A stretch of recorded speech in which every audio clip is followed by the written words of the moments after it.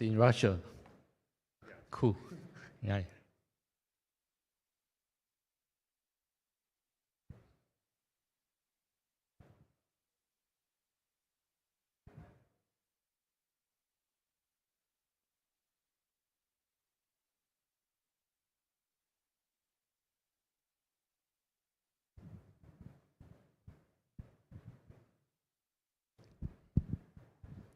Most of the sites will actually be on the EventYay website, right? So if you couldn't find it, please feel free to ask in the Telegram channel. Right? We invite actually all the speakers to upload their materials, right? So that people can have access to it.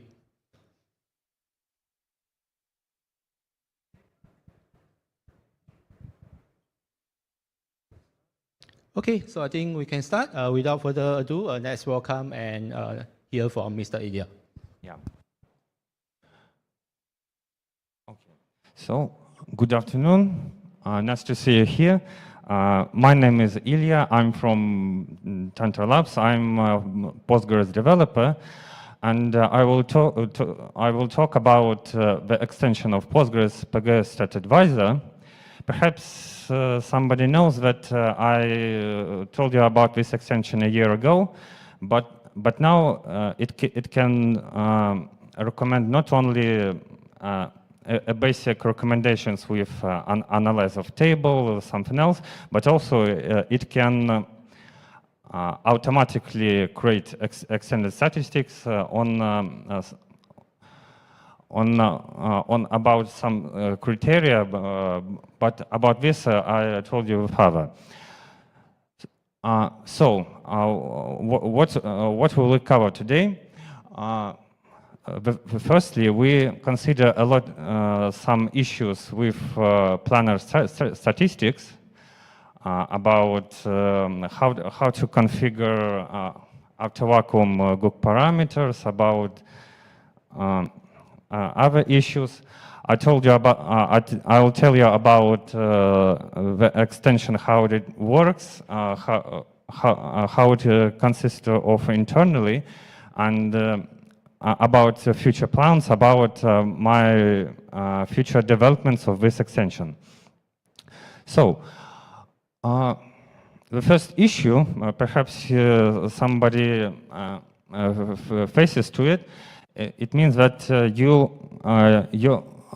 your estimation of rows in some queries is bad because of some queries, some other issues predicts a wrong number of rows, and somebody because of that your plan is not correct, is not optimal. But so if you have this problem, in my opinion, this extension can help you. In the ideal situation, when estimation is equal to the reality.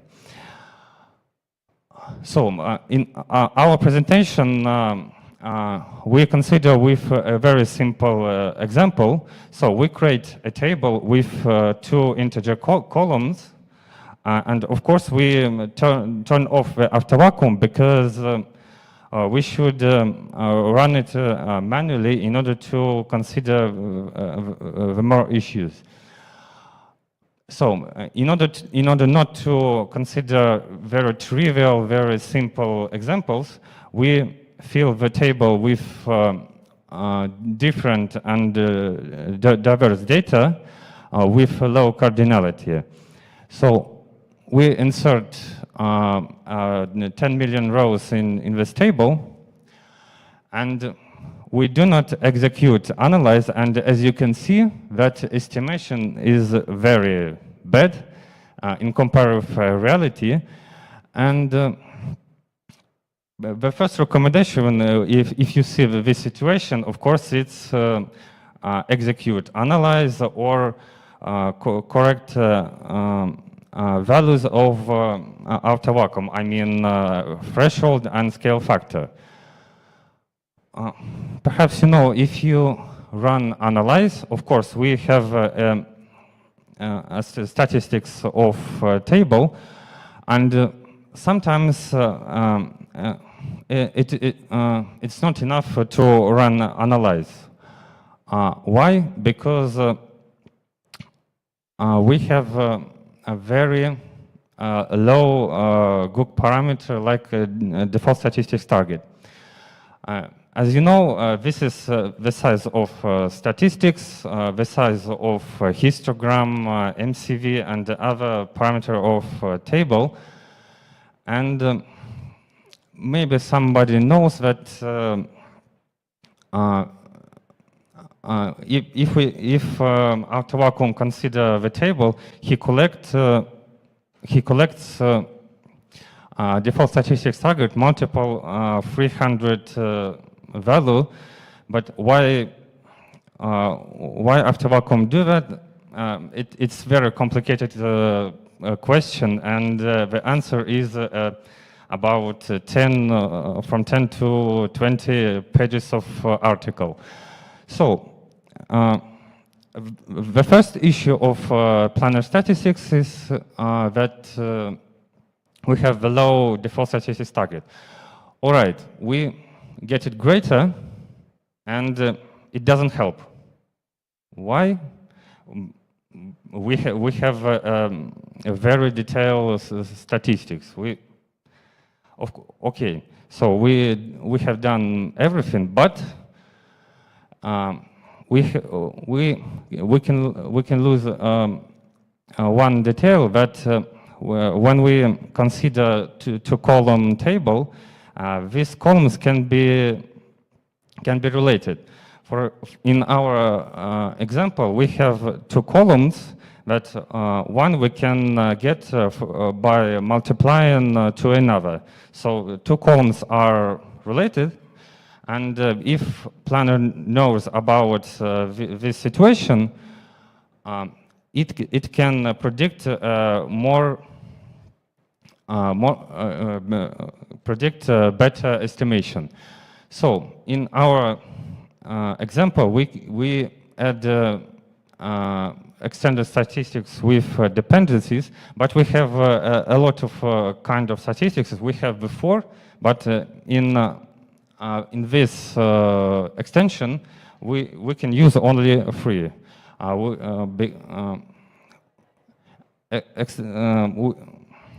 And in this slide, it doesn't display about extended statistics of expressions. Okay, when we add this extended statistic of dependencies, we can see that estimation is equal to actual rows. So we have three issues, and in order to solve it, I write the extension PGStat Advisor. So what does it do? First, if you never execute analyze, this extension display about this, and he recommends to do it by displaying of this information. It's the first feature, and the second feature is it can automatically create extended statistics by some conditions. Which conditions we consider the following? So about the internals of this extension. This extension works like some of the most common extensions, like PGStat statements or how to explain. So we have a hook in executor, PG init, and in this function happens three actions. So the first, we allocate a memory for data about extended statistics, but the first question is why we should allocate some memory for this data. When I benchmarked this extension and creates about 100 or 200 users, and if they at the same time run this this extension, Postgres cannot process this information at the same time, and Postgres is slowing. And in order to solve it, I do the following. I set information about table, about the columns in this memory that I called RIN buffer. And then this information is read by a background task manager that in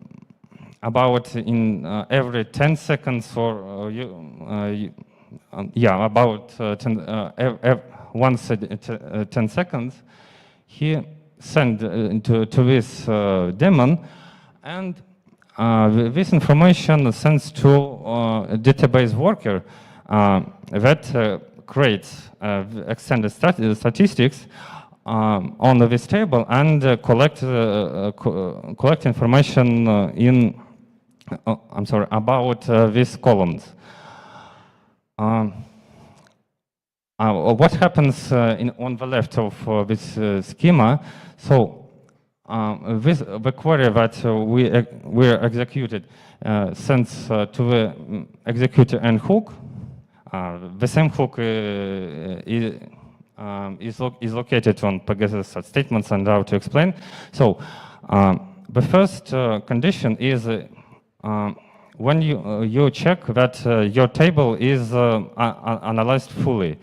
It means that perhaps you know that if you don't analyze all table, if you don't analyze all rows in this table, perhaps the problem in here that you didn't analyze all rows. So if you didn't analyze all rows, this extension doesn't work because I said about that. So, but if you never run analyze command or AutoVacuum didn't process it, about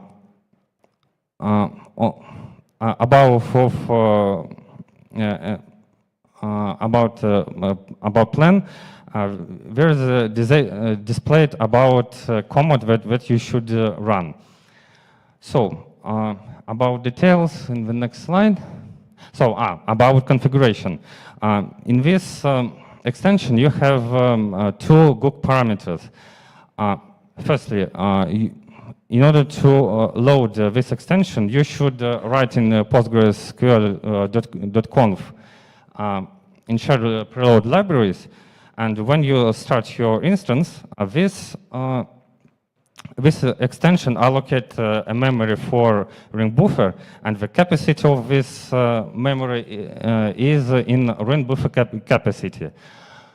And the second Gug parameter is the ratio of estimation rows to actual rows. It means that if you have the ratio of estimation to actual ones is less than this Gug parameter, the extended statistics will be created. But if it's greater, no. So let's consider the examples. In this example, analyze did never run. So as you can see that it's displayed the information that the analyze command did never executed. So, okay, we run this command, and what's the next steps? Okay, we run analyzed, and then we set the second Gug parameter suggests this threshold. So we set 0.01. It means that if actual rows differs to estimation by 100 times, the created statistics will be created and collect the information about this. So as you can see, after the first execution of this query, you see that estimation is equal actual rows, and extended statistics have been created. So, and in this extension we have some limitations and restrictions. The first restrictions, as I said, is created extended statistics do not created in part-analyzed tables, because the problem could be in that you have non-analyzed rows.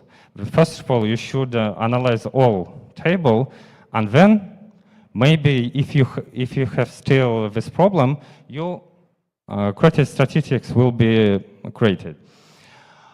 The first temporary tables. Perhaps, no, not perhaps.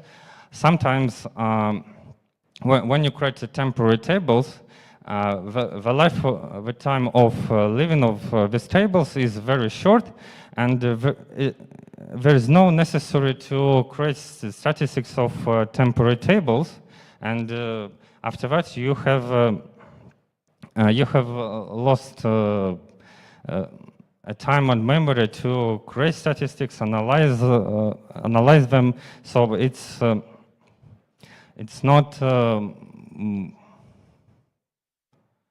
So you shouldn't do that. So the next, update and delete commands. When you try to create extended statistics on these commands, that change of size of a table, it is very weird, because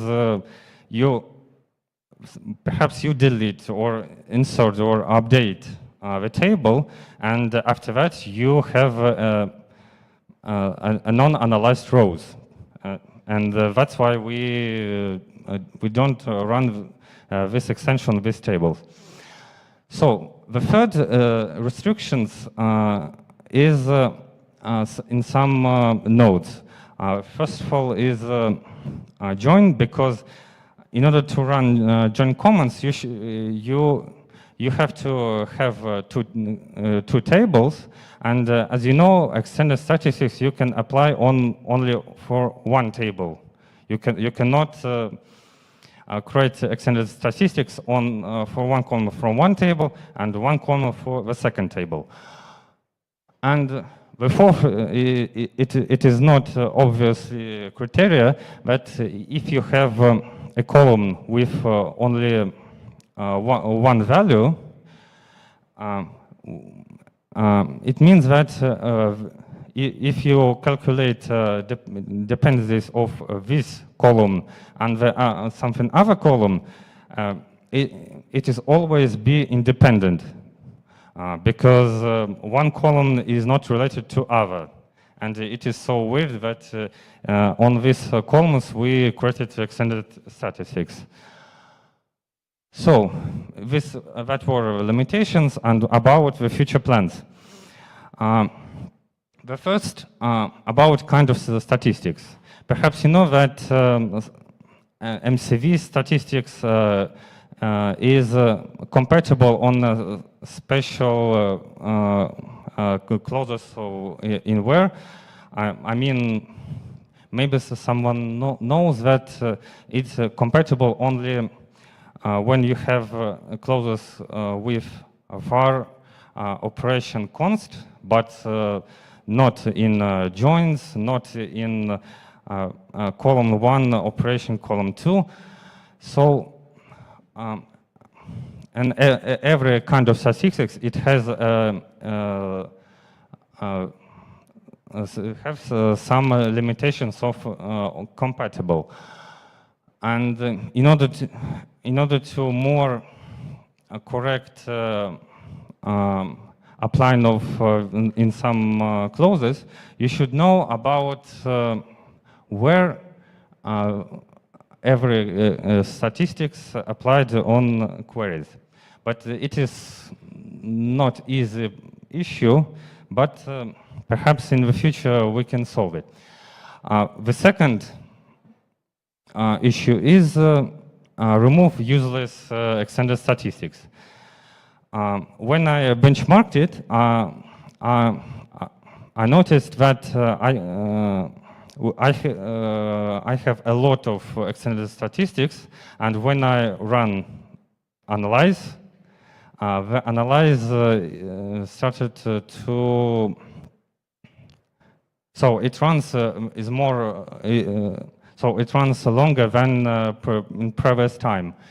Somebody twice or the more, and it's more important to remove the useless extended statistics in order not to load the analyze command. And the third is, perhaps it's the most complicated issue, is adjust default statistics target, because in area of extended, it's so complicated adjust default statistics target, because this parameter adjusts the size of histogram, MCV, and distinct value, the size of collected data. So it has a lot of functions, and from extension, it is so difficult to understand what exactly value it has be. So perhaps in the future we can solve it. That's all. If you have questions, I'm ready to answer it. Anyone has any questions? Okay. So fast, all right. Thank you. It was very useful. I have questions. Months ago, I read article and I saw comparison of statistics in different databases, including Postgres, and I saw interesting result. Postgres had a much smaller statistics size comparing, for example, with Microsoft SQL and other databases. Do you think maybe Postgres has very small information in statistics and it's affect the work of the system in general? In my opinion, yes, because as I know, in MS SQL, it has more configuration to adjust the size, what else? Okay, assume the size of statistics. For example, in MS SQL, we can adjust the size of histogram. It's one good parameter, and the size of collected statistics is another. And in Postgres, we have just one, default statistics target. And for me, it's not, okay, for me, it's so weird. You mean it needs to improve? Yeah, I'd like to improve it. Because but I can't do this in the extension. Perhaps we can do it in the kernel. Okay, thank you. Oh, okay, thanks. Thanks for the question.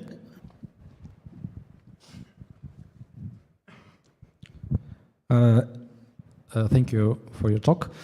You said that you don't analyze statistics for join nodes, right? Yeah. So like you don't analyze the output, and what else after the joins?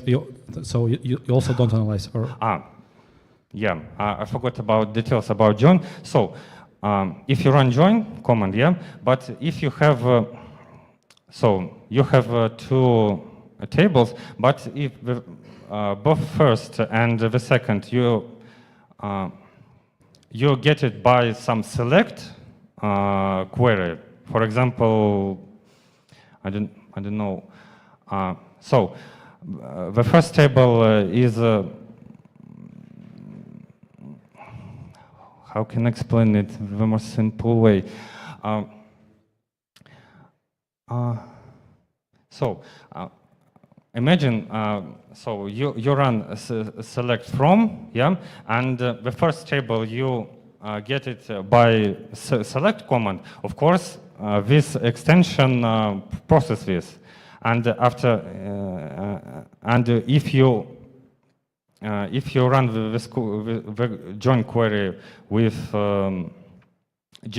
just pointed only table, of course it's not, because the select queries, when you have where predict restrictions or something else, of course we should consider it, because sometimes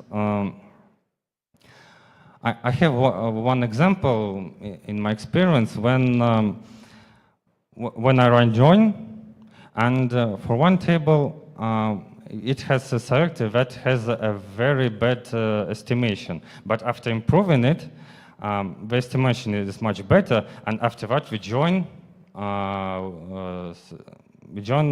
will be better. I don't know. Did I answer the question? No? So you don't re-estimate the row count of join, right? So, yeah. And only like predicates estimation, right? Yeah. Okay, thank you. Yeah, I'm lucky to take the microphone. I have a question. When you collect statistics, when you understand that this plan estimations differs from the actual ones, and you generate via the ring buffer and the worker a command to collect statistics, and do you sometimes extend the reservoir where you collect the samples, or you use it in the fixed value?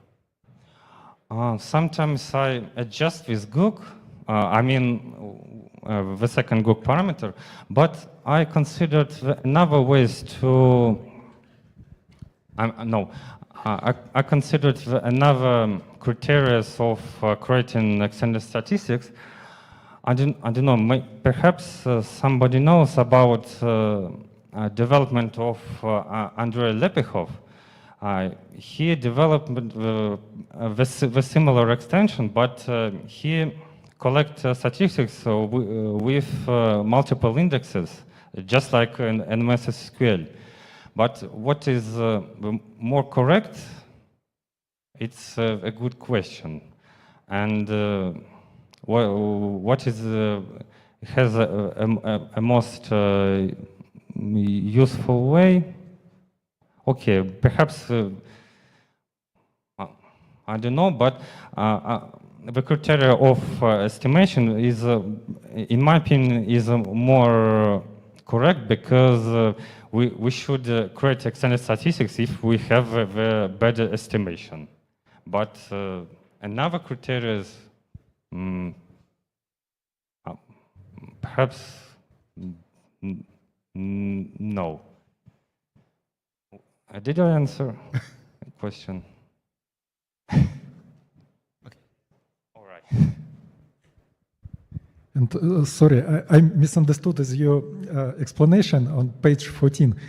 Do you take information from explain command or from select command? Because in your example on page 15 was example the good, from explain.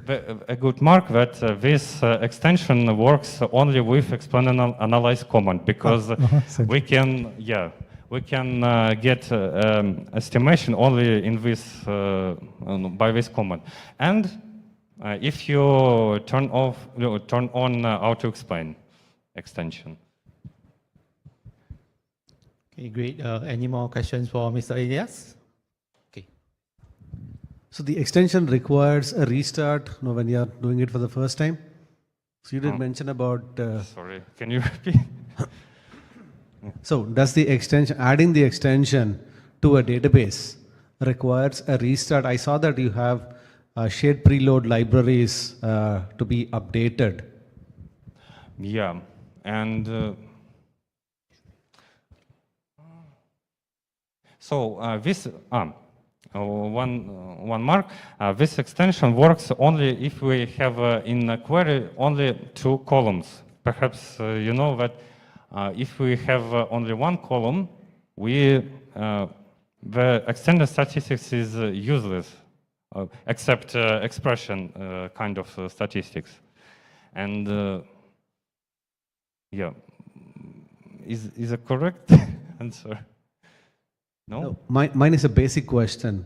So you had updated shared underscore preload underscore libraries Yeah. parameter. This, yeah? Yeah. Do you need a restart? Obviously, you need a restart of the system. So the second Goog parameter, you can adjust it in your session. But the first, of course, you should adjust it only before the start instance.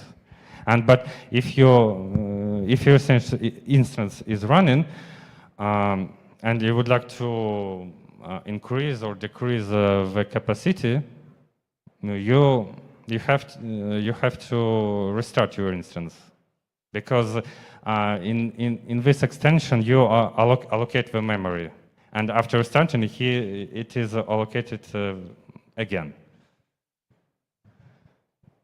Thank you. Any more questions? Yeah. If not, let's thank Mr. Elias for sharing his open source project, PG Stack Advisor, right? Yeah. Okay. Any question? No? Okay. Thanks very Okay, much. thank you so much. Yeah. Okay, the next talk, Mr. Gary Evans, are you here?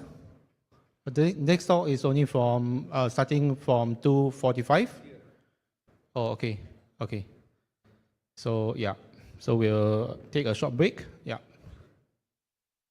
Thank you. It was more faster, but I imagine. Yes, no problem. Some things happen. Yeah, but I don't know how.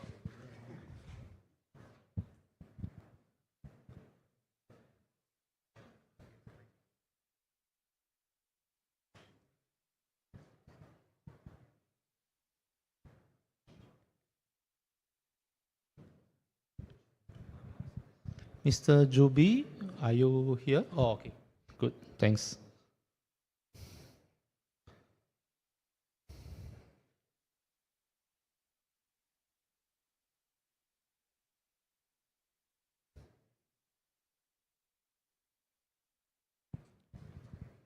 He's the one wearing the Fujitsu. Okay.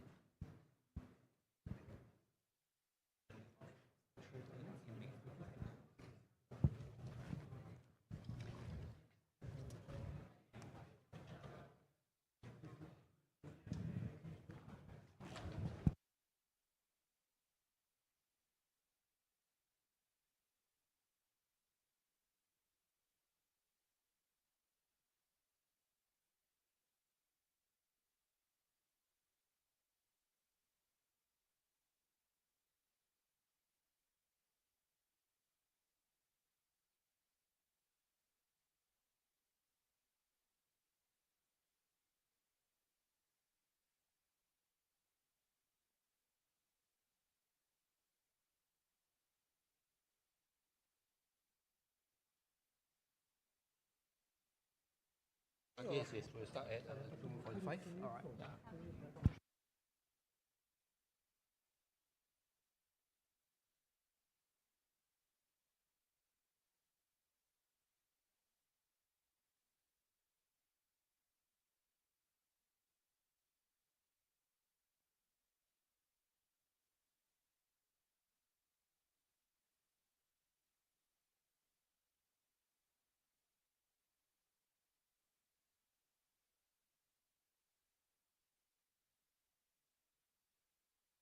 Hello. Yep.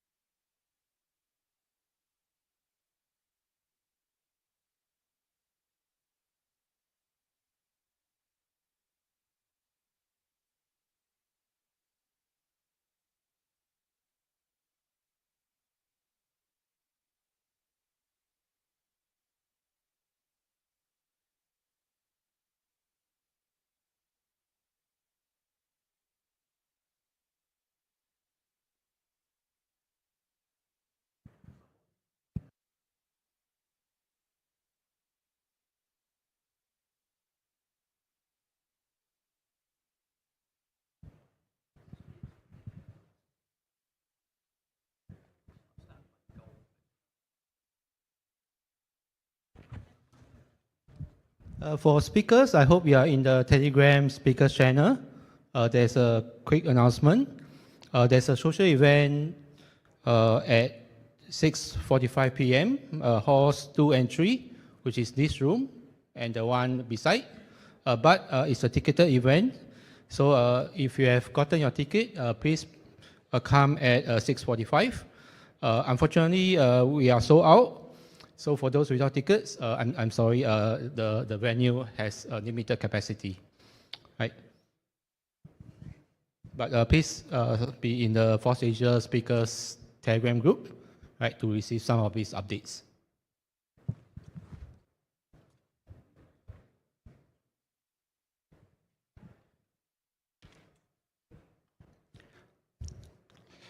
Okay, our next talk is actually from one of our sponsoring organization, Fujitsu. Right, so it will be Mr. Gary Evans.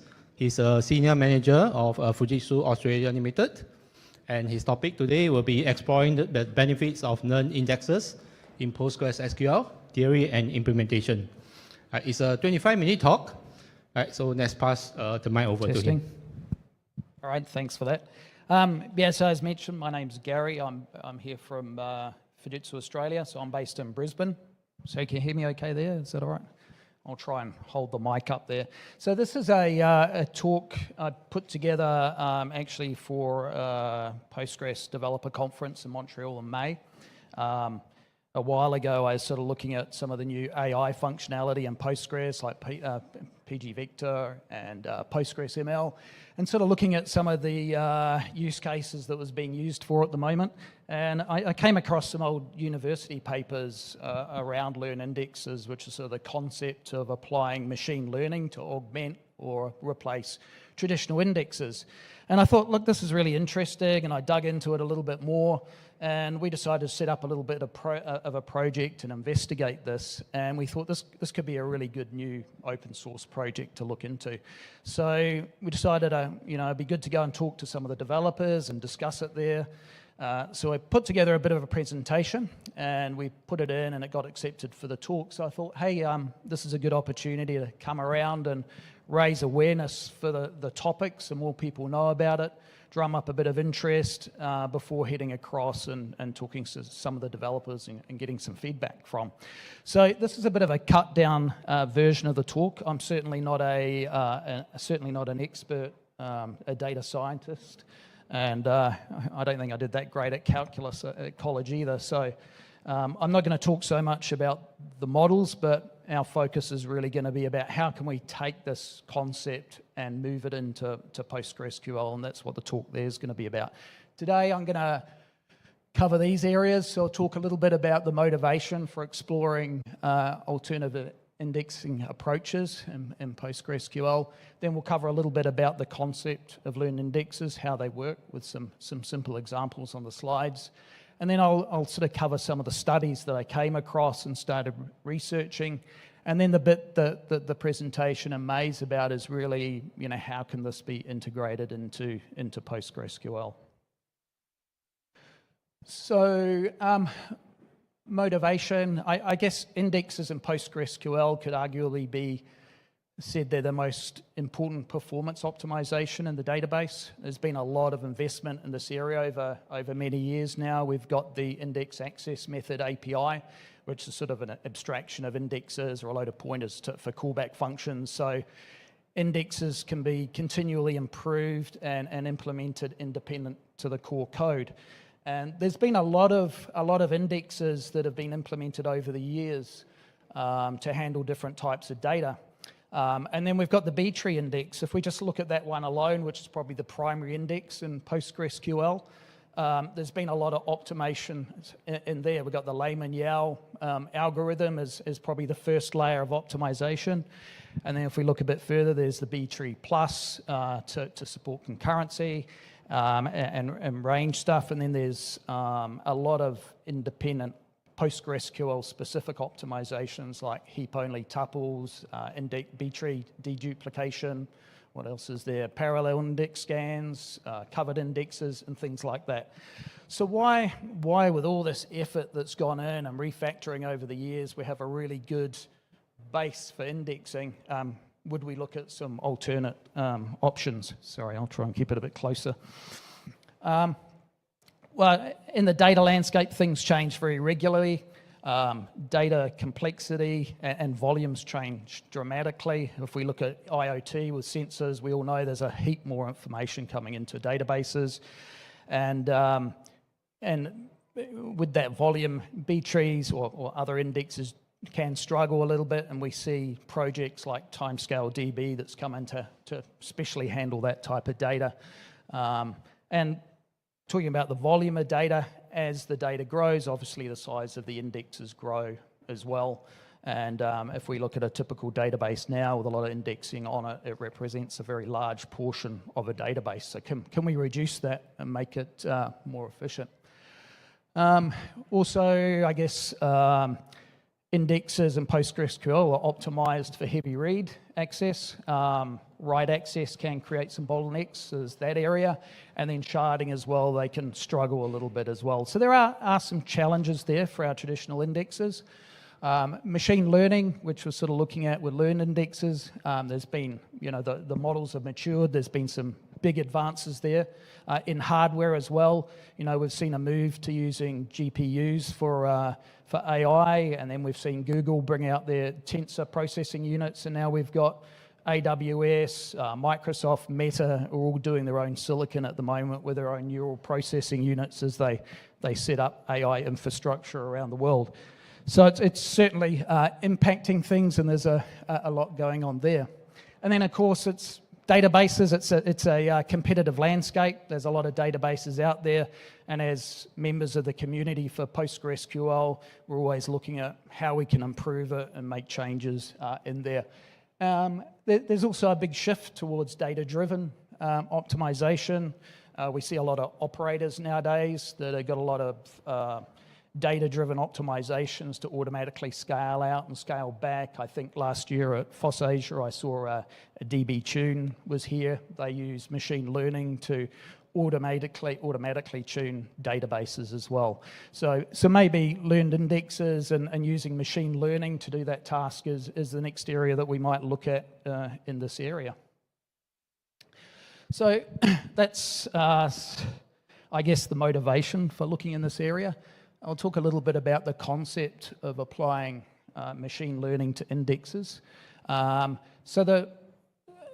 of the papers, I guess the core concept is to change thinking away from thinking of the data that we index as a black box and scaling it on volume. So if we look at the B tree index, for example, as the data grows, we just add more branches and more nodes, and we scale up on volume. We did hear earlier there is some catalog information like histograms, how many nulls are in the data set, and some information, additional information there, but generally we just scale up based on volume. So the idea with machine learning is that we get a bit more insight into what the data looks like, the distribution patterns and like that. So this is an example out of an early paper, the first one I came across, a case for learned indexes. It was done by Stanford University and Google back in 2018. And this is pretty much where this diagram comes from. And they sort of say, well, what is a B tree index? We have a key coming in to a piece of data, and then we get a starting position where we search through a range of data in our heap or our leaf nodes until we find the piece of data that we want.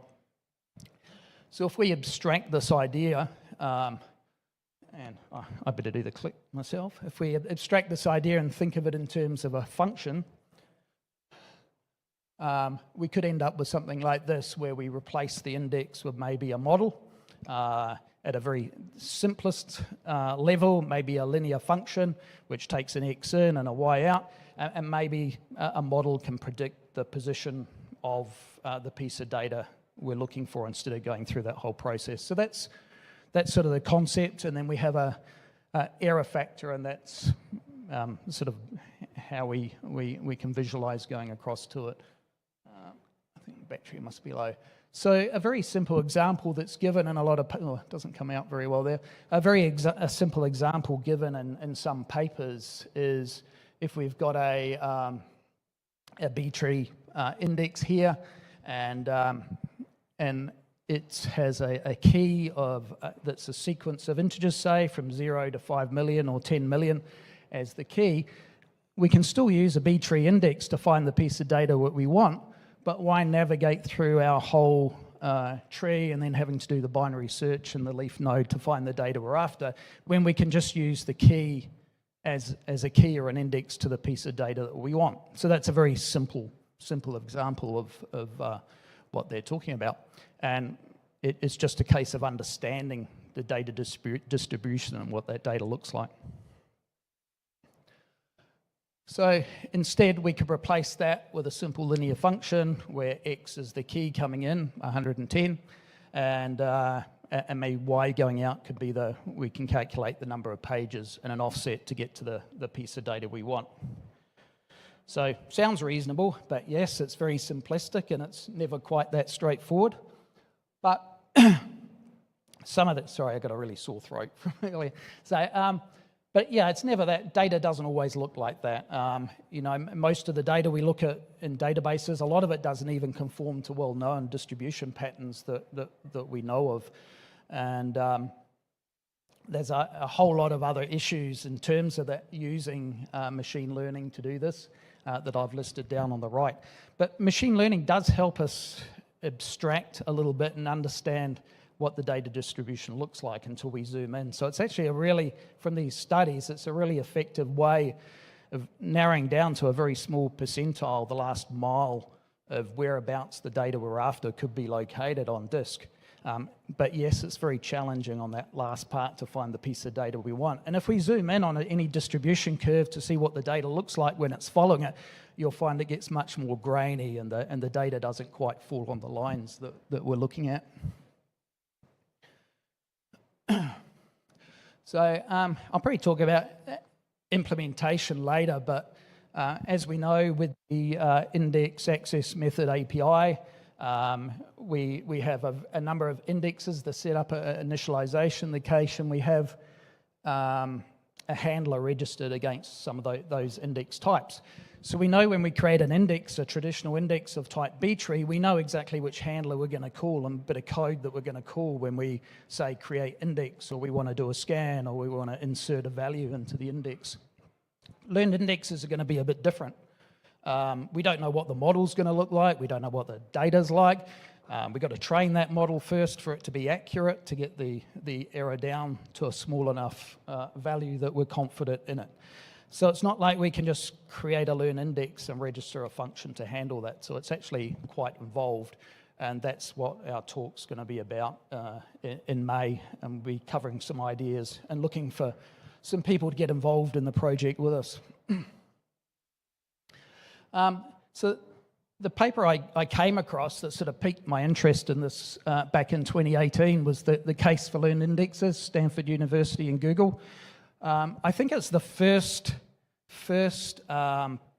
paper or study that came out that really showed that learned indexes could work. They compared an internal B-tree, one that an optimized B-tree that was used internally at Google, and some of the early tests they did, I think the B-tree, they tested on some realistic Google data sets, but they tested on 4 different types of indexes. So there was integers, timestamps, strings, and some geospatial data as well. But the first time they ran this, the B-tree index ran about 200 nanoseconds to find a piece of data. And when they used TensorFlow to build their first models and run it there, it was about 80,000 nanoseconds to find this first piece of data. So it wasn't a very good result. They did a lot of work over a period of time, and they ended up creating, well, a few frameworks, but the key thing they created was the recursive index model.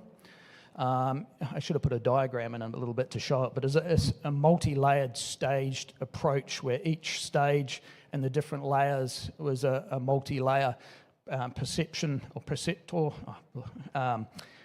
neural network, and it was very, very small. And the idea is that it could use these neural networks to calculate for that piece of data. It would learn which, in the model, which was the next neural network that it should be using to then refine that down. It would refine it all the way down to till it gets close to the output layer, and then we'd use something like a linear function to pick the particular value for it to come out.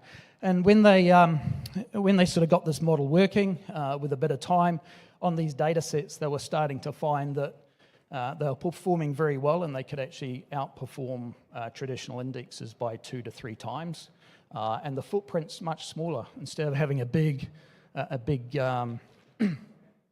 index sitting there in memory, it was a case of just storing the models and then running the input values or the keys through the models. The only thing about those early studies is single-dimensional data that they looked at. It didn't work very well. They didn't account for updates and things like that. And outliers weren't handled very well either.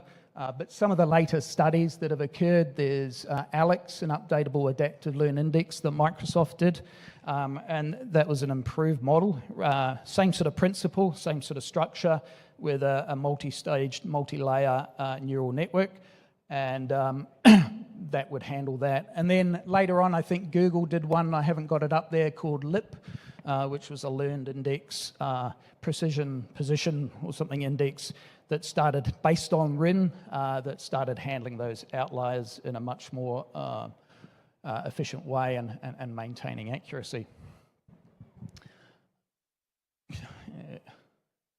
You can sort of see the velocity of papers increase as time goes.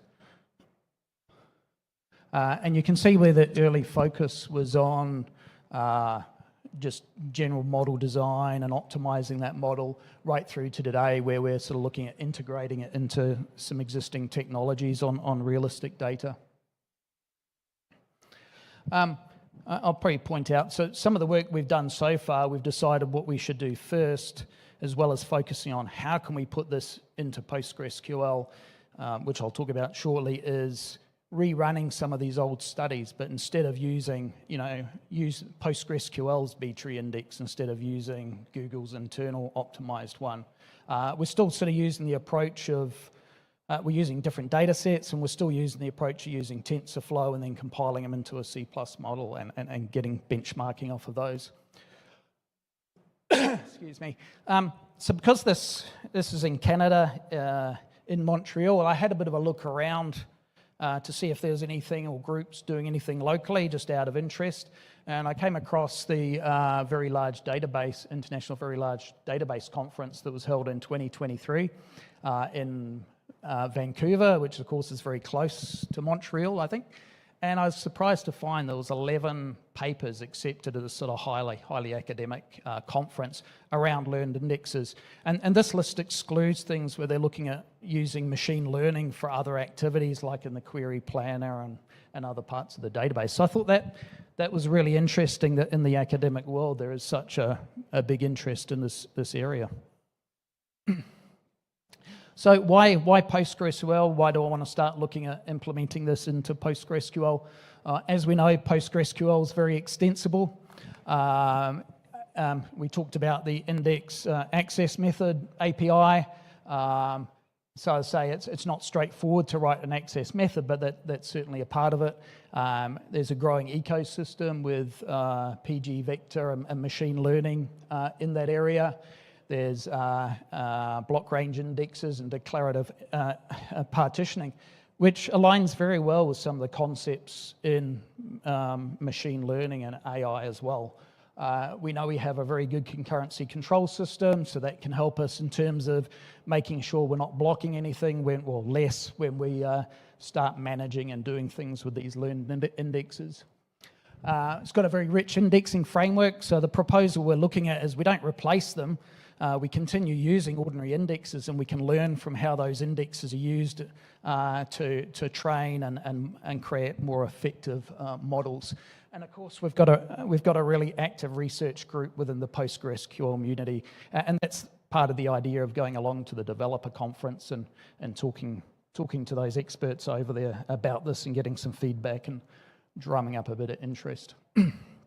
So, just a very high level, our general approach to this is add learned indexes as an optional setting, and keep traditional indexes in place so there's something to fall back on. I mentioned 3 models earlier on. So there's RIM, there's LIT, there's ALEX. There's also hybrid models as well. So you could have this staged, layered structure of neural networks, and then where the error wasn't low enough or sufficient enough, you could have a B-tree index in there. But that B-tree index, of course, was on a very small section of data by the time it reached that part of the structure. So it's not like you had a very big index. So that's an alternate model that's been investigated as well. So the idea is we deploy a traditional index, we let it run for a while, typically in a lower environment before going to production, even though the data's not going to be that realistic. But we sort of analyze it and say, is a learned index going to be beneficial in this situation? Because it's not in all situations, as we know, everything's different. And once we determine that it is, then we do a more detailed extraction of the data, which I'll talk about in a minute, around it. And that would allow us to build an appropriate model to start with and train that model. And then once we've done that, we can look at, well, how do we deploy it then alongside the old index? And of course, data distributions, patterns change over time as we add data to them. So we can't just leave the model there because the error might grow over time. So we might have to retrain it or do something there. So it's going to be a very stepped approach, I guess, to implement something like this. Doing the learning is obviously at this point in time not something you want to do in PostgreSQL while you're running it and you've got users accessing it. It's very intensive and can take a lot of time to train models. But you know, the way these neural processing units are going and the amount of hardware, you know, the rate it's being developed and rolled out, who knows, maybe one day in the future down the track, there's an opportunity to train models real time in the database when that hardware's there.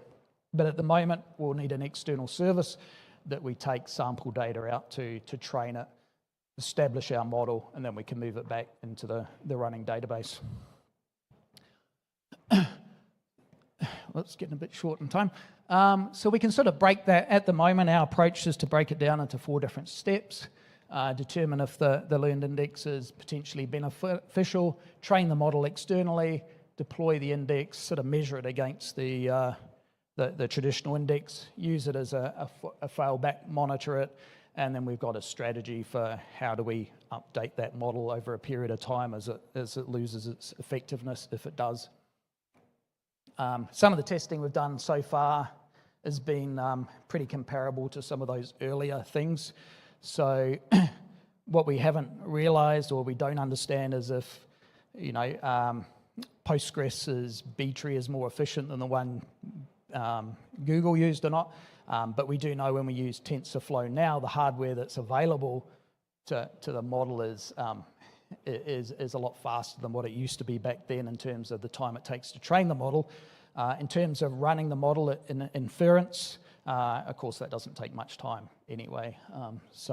But in terms of the quality of the model, we're not really sure how what we've got now compares to what we had back then. I've just sort of put some ideas in against each of those stages there to give a bit of an indication of some of the things we do. I'm very aware this is just a 25-minute session. So I'll probably let you have a look at some of the details in these slides, and you can send me an email or something if you got any questions later on, or maybe you'd like to be involved. But there's a whole lot of information that we can access to give us an insight into not just the data distribution, but how it's used. So row counts, cardinality, the query level features, whether it's range-based or equality-based for most of the queries, or maybe it's mainly used in joins, will give us an access pattern. So there's a whole lot of information. Even the existing indexes that are used, or the type of index, will give us a reasonable amount of information that helps us determine what type of model should be used. I won't cover some of these. I sort of talked about what the model looked like, but there's been a lot of experimentations with all different types, model types in this area. And then I'll just finish off on the large page. There is a whole heap of challenges that we've identified so far, and I'm sure once we start talking to some of the developers and maybe you guys here, there's going to be a whole lot more challenges that we haven't really thought of. So it's sort of early days at the moment, but in terms of that multi-stage approach, how are we going to manage the models? We sort of got a reasonable idea of how to integrate into the index access method API, but we're going to need some sort of integration directly into the query planner and optimizer. Just for example, one of the challenges might be how do we estimate for planning how long an index is going to take and things like that. It's a bit more challenging with learned indexes because you don't have the information available to that you do with a more traditional one. Concurrency and transaction safety isn't something we've looked at in a big way so far, so that's going to be another challenge. Vacuuming in it. So there's a lot of challenges there we're looking at, and hopefully between now and May we'll understand a bit more, but hopefully in May we'll be able to talk to some experts in some of these different areas and come away with a lot more information to help with this. And the plan is sort of after that, maybe June, we'll make some of what we've got available in a repository, GitHub somewhere, and try and build a little bit of a project around it. So I just thought today it'd be nice just to cover something different and new rather than talking about an existing feature in the product. It just gives you an idea of a new area that we decided let's have a look at, and we're sort of embracing that open source approach of bringing up an idea to a community and starting off a new project. So I'll finish there. I do have a drone to give away. Last time I gave a gift away in, I think, Singapore a few years ago, I did it randomly and drew a number out of the hatch. And the guy who won it was the only guy who was snoring in my session. He'd fallen asleep. So I've decided I'm not going to do a random one again. Someone's got to show that they're paying attention. I won't make it as hard as Nishke did this morning with his session. So it'll be a quick fire of hands as to who gets it. So earlier on, I mentioned a study in 2018 with Google. Who was the university involved? Hands up. Yeah, there you go, mate. This is well done. Yeah, thanks. Thank you. All right. I'm happy to answer any questions anyone's got or any feedback. Any questions for Mr. Gary? Yeah. Oh yeah, I'm curious about when you said like training the model, like what exactly does it train to do? Does it try to predict which part of the database gets access and index only those, or does it like try to do something else? So what it does, it does an overfit. It takes a data set that you've got that you want to index, and it will generally, when you train a neural network, you'll say, well, we'll use 80% for chaining and 20% of that data for testing. And so it will just run through all that data through the model, and it'll test the error at the end, and it will just weights in each of those neural networks. So, for example, at key X or key 5, it might decide that portion of the data distribution it's more accurate using a neural network model down this side of the tree, whereas up the other end of the data distribution, it's more accurate navigating down this side of neural networks, and it's better handled by a neural network over in this part there. And so the idea is the first one sort of says, for that key, you're in this chunk of data rather than this chunk, and so I'm going to send you down to this neural network here, and from that data, it's going to say, well, if you're in this part, I'll send you over here, and if you're in this part, I'll send you there, because it can do the check. Until you get down, and that's where it gets very difficult with I was talking about last mile, that last part, and that's where rather than using a neural network, it'll use something like a linear regression function or a polynomial regression function to come back with a single value. And results are showing, there's odd, weird results, and there's ways of handling that. But the results have been pretty positive, and as I say, where you get a part of the distribution that's not very accurate, maybe something weird happened in the business at that point in time, you can always revert to a smaller B-tree index at that part of the bottom of the model, whether it's RMI or ALEX. I'm curious, what was the input to the B-tree? The keys, so you just take a random number of keys and you run it multiple times. So if you're testing for equality, and you've got 200 million records, you probably don't want to use the B tree 200 million times or whatever, but you take a range of data, and the benchmarking's not done so much against the testing, because that's just to establish the model, it's at inference. And so when you're doing it at inference, you might say, let's just test 100 or 150 random keys, and you do 100 times in against a B tree, and then you do the same thing against the model that's fitted, or fitted just means trained, that you've trained. Does that answer the question, Zora? Yeah, thanks. So it like okay. Okay, so we are out of time for Q&A. So please engage Mr. Gary after this. Yep. Yeah. All right, well, thanks everyone. Okay, thank you. Sorry about the mic, hopefully you can still hear me. Okay, our next talk is actually at 3:15. Yeah, Mr. Jumbi, could you like to set up? Yeah, you have. Thank you. Come.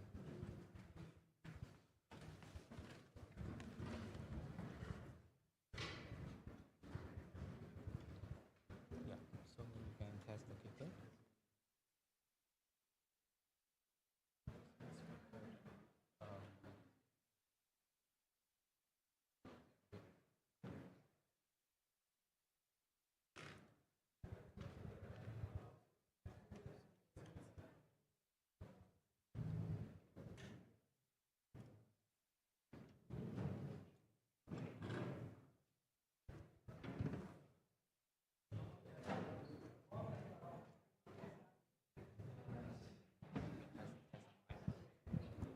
Yeah, hi. Yeah.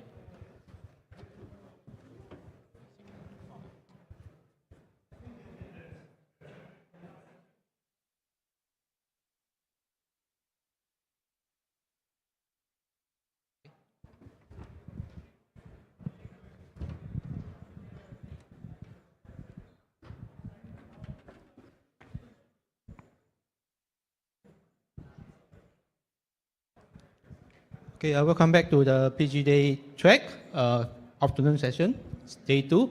So our next speaker is Mr. Zubi, and his topic is rethinking message queues, why PostgreSQL deserves a seat at the table. It's a 25-minute talk. We'll pass the time over to him. Thank you.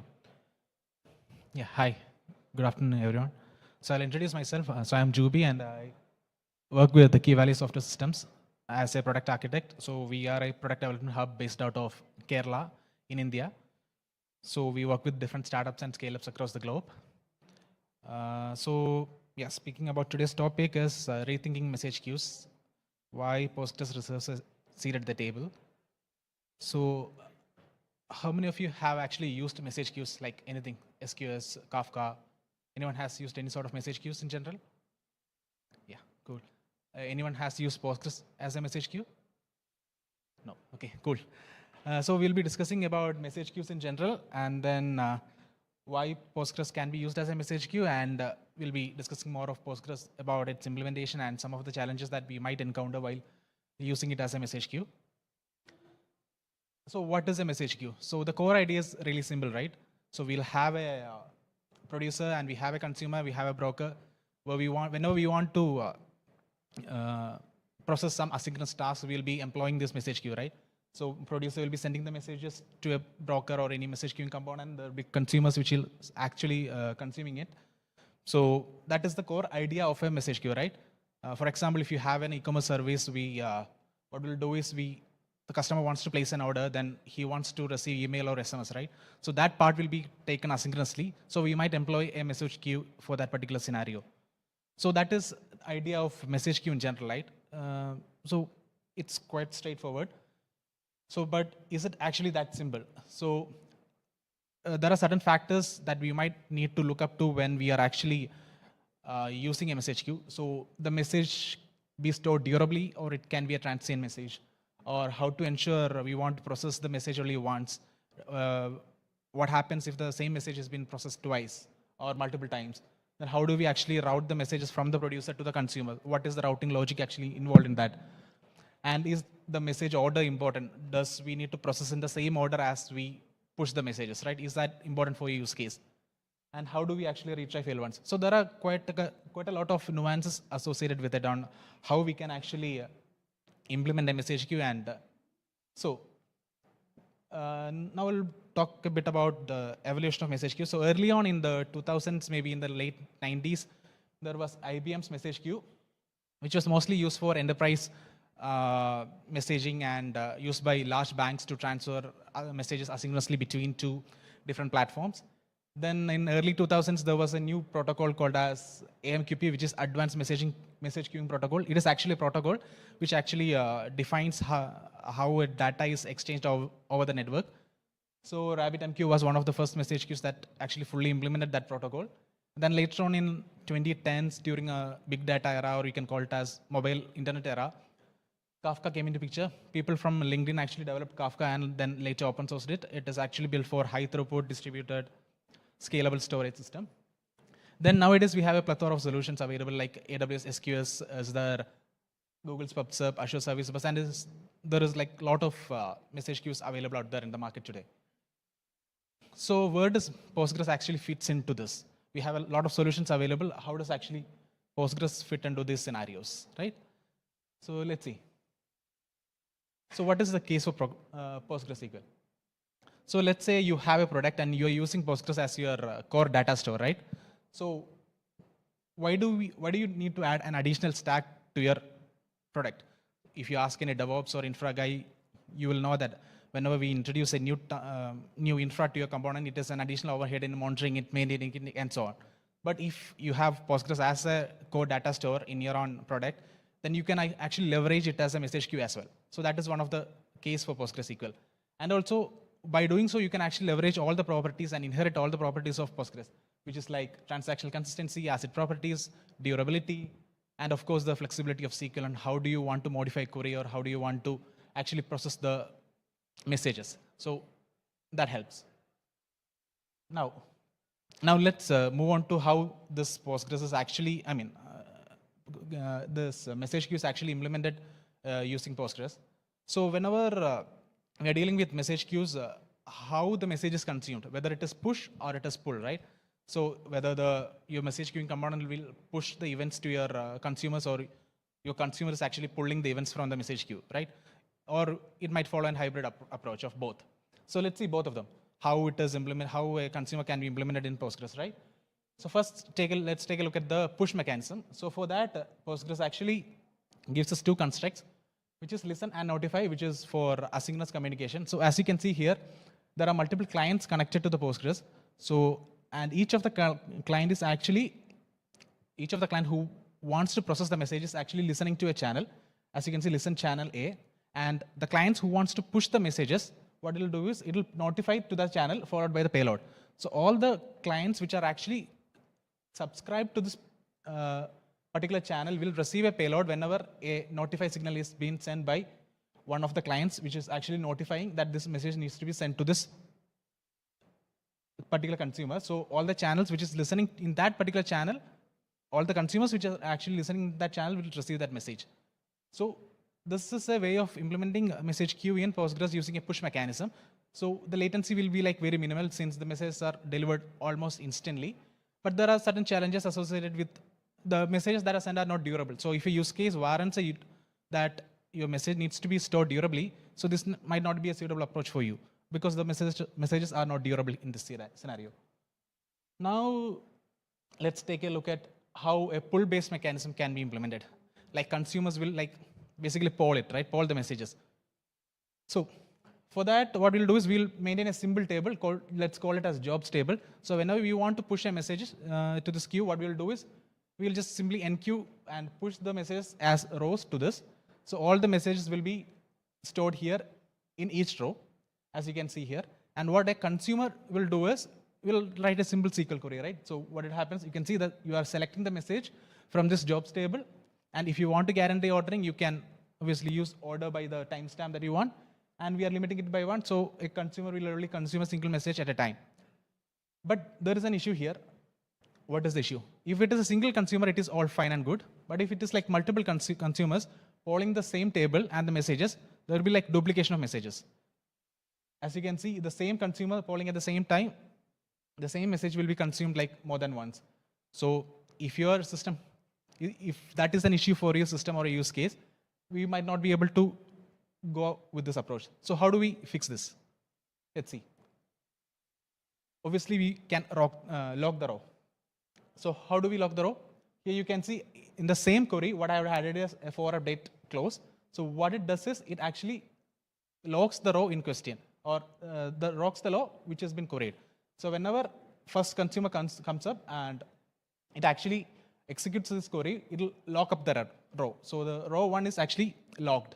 So next time when the consumer 2 is actually querying the same row, what happens is it will not get the message because it is waiting for that lock to be released. So in this scenario, we can actually avoid the duplication of messages because multiple consumers are not actually processing the same messages. We are actually locking each row whenever we are trying to query it. So the issue of duplication of messages is solved now. But what is the issue right now? The rest of the consumers are in an ideal state. They are not doing anything. So throughput is like very low. So it's similar to having a single consumer, right? Since one of them is actually waiting for the other to be finished. But let's say we want to asynchronously or concurrently process all the messages in parallel. So how can we achieve that? So it's the same query. The issue here is locking. We lock the messages because we want to avoid duplication of messages. Now, along with the for update, what I added is a skip locked clause. So what it does? Let's say consumer 1 comes up and it queries the row 1 and it will start executing it, and that row is locked. And next time the consumer 2 comes up and tries to query the same row, but since we have a skip locked clause in there, what happens is it will skip that row. It will see that particular row 1 is locked and it will skip that row and move to the next row, which is row 2, and it will consume the message from the row 2. And next time when consumer 3 comes up, what it will do? It will check the row 1. You can see it is locked, and in the query there is skip locked, so it will skip that row. Again, it will see row 2. Row 2 is also locked. It will skip that row and it moves to row 3. So the advantage of this is multiple messages can be processed concurrently. So your throughput will be obviously very high. So let's say I just ran this query on a small data sample. You can ignore the numbers, but you can see the difference, right? Using just the for update and using the skip locked, the throughput has increased multifold. So there is a significant improvement in the throughput as well. So this is how you could actually implement a message queue in Postgres. There are multiple ways: pull, push, and obviously there are multiple nuances associated with how you can pull the messages. So the query that you want to use depends on your the trade-off that you want to make. If you want concurrent processing of messages, or if it is a single, if it's a single message, if it is the scenario that if you don't want a concurrent processing of messages, so it depends on all those sort of scenarios on how you want to consume the messages. You can modify the queries. So that is why initially I mentioned about the flexibility of SQL. You can modify it however you want it. So whenever you are using this message queue, there might be some real world challenges, right? So let's look at some challenges while implementing this as a message queue. So one is obviously high churn tables. So if you are going to go with a pull-based approach, we have a jobs table. So you can see there are a lot of inserts, update, everything is happening on the same table, right? So what happens? There will be high churn, right, in a single table, which can lead to table bloat, which can obviously lead to dead rows. This can actually significantly impact the performance of your queries. So it is important that you address this challenge. So how do you address this challenge? So usually, how do we avoid dead rows? There is something called as vacuuming, which actually automatically happens, right? It has a certain threshold. When a threshold is reached, it will automatically happen. So we want to tune those settings, tune the auto vacuum settings to suit your use case. So the default settings that you might have might be really slow.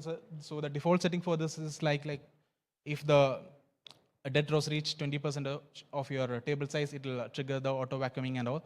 So you might want to play around with that settings so that dead rows are not getting accumulated, which actually what we need to do is we actually need to prevent all those dead tuples from accumulating, which can affect your performance. And another thing is there might be long running transactions. So all the queries that we have seen earlier are ran in a transaction. So if there is like long running transaction, that can also affect table bloat. So it is important that you actually have a transaction timeout with all your transactions that you're running. And another thing is too, you actually need to monitor using internal system tables available in Postgres, and you should periodically monitor this. And if needed, you might need to manually vacuum during off-peak hours to avoid performance issues with it. And another strategy that you can actually follow is instead of focusing, the strategy that I initially showed was focusing on a single table. You can also implement multiple strategies using partitioning the tables based on the status or maybe date, so that you can avoid too much activity happening within a single table. So that is a different way of approaching it. So there are like few challenges that we want to consider when you're using it as a queue, especially in production. Now let's see some of the queuing features that are generally available with any sort of queues. There will be like retry mechanism, dead letter queues, priority handling. So if you have worked with message queues in general, this might be some of the things that you might have encountered while dealing with queues. So let's see how we can actually implement those features in Postgres, right? Implementing a retry mechanism is as simple as adding 2 columns like retry count and next runtime stamp. So what it does is we can actually modify our SQL and retry those messages. And you can also exponentially back off and retry those messages using adding an additional column with timestamp. Dead letter queues are something, some features provided by some of the queues where the same message is, let's say there is a message, you actually processed it and it failed to process. Then you retried it multiple times and it is still failing, and then we will move those messages to a different queue. So that is dead letter queues. So what happens is we can implement the same using Postgres using a different table. So you have a jobs table, you can have a different table for implementing this dead letter queue. Priority handling is also simple. You can add an additional column to mention the priority of that message and modify the SQL to process those messages based on the priority. And also you can also ensure message ordering by flexing your SQL. So if all this can be done in Postgres, do we really need all those fancy queuing systems like Kafka is there, SQS is there, and a lot of systems are there? So what it comes down to is maybe few factors I listed here, or there may be like additional factors as well. So let's just explore like throughput, latency, scalability, durability. So what is your use case that you are actually trying to achieve? If you want a high throughput system, Postgres may not be the ideal choice for you, right? Something like a Kafka might be better suitable for it.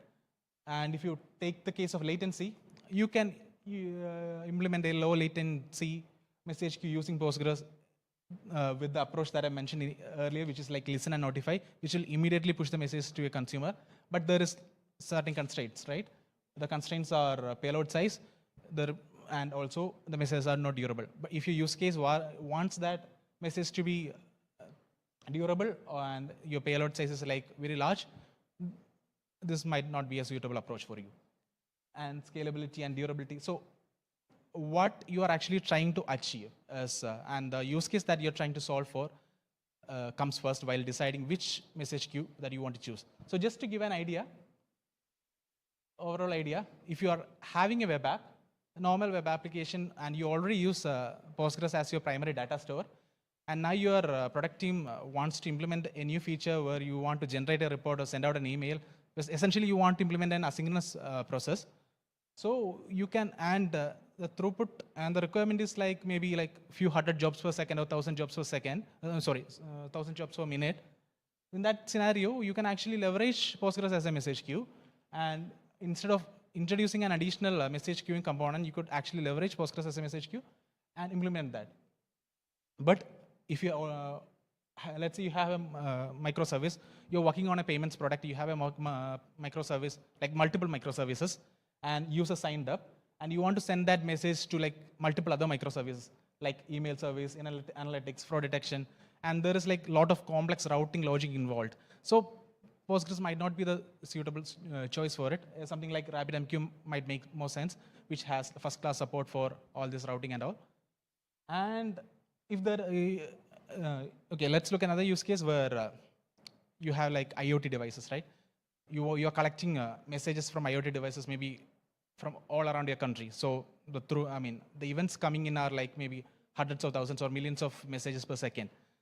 And in that scenario, a single node Postgres might not be able to handle it, how much you vertically scale it, right?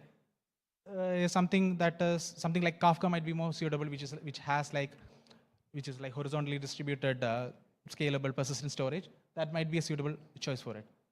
So it depends on what you want to achieve and how you want to achieve. So just to conclude, so whenever you have a use case where you want to implement a message queue, just consider PostgreSQL.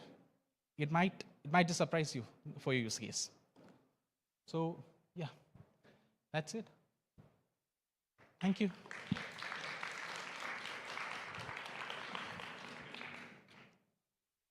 Sumba was trying about message queues. Anyone has any question? No? Okay. Oh, okay.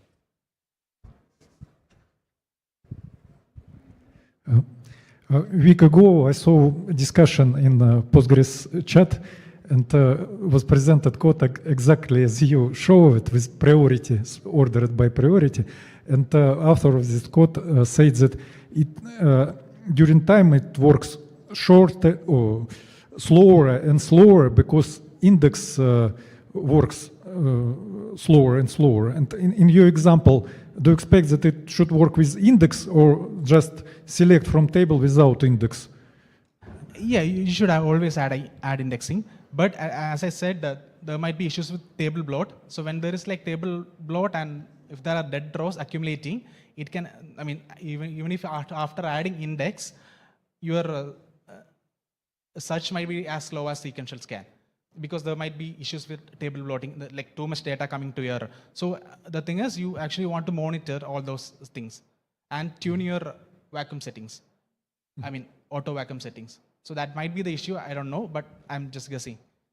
And as I understand, not only table bloats, but index also bloats. Yeah. When there is table bloat, index scan is really slow. And you recommend to fix auto vacuum settings? Yeah, yes? yeah. Because as I understand, it was an issue. They use standard settings. Yeah. Okay. Thank you. And there is a whole lot of discussion happening in Hacker News and Lobster as well. You can check that out. So just two follow-ups on the last question there. The first one is that I've used Postgres as a job queue before. And one of the problems that happens there, if you have a mixed workload on the same cluster, is that if you have a longer running transaction open, then it keeps AutoVacuum from clearing up the indexes. And so if you're selecting off the head of an index, you end up with a large number of dead tuples, which have to be checked before you can get to a live tuple. Obviously, sometimes AutoVacuum can help there, but it's not going to help if you have longer running transactions on the same system. Do you think that having some sort of mixed selection options to take perhaps, or to allow possibilities of out of order messages when that happens might be helpful, or do you have any thoughts on that? It depends on what you want to achieve, right? If out of order message is not an issue for you, then you can actually follow that approach. But as you said, there is issue with auto vacuuming and dead doubles getting accumulated, and also the transaction timeout as well. It's important to have a timeout for the transaction. If there is like long running transactions, yeah, it can cause issues. Yeah. Okay.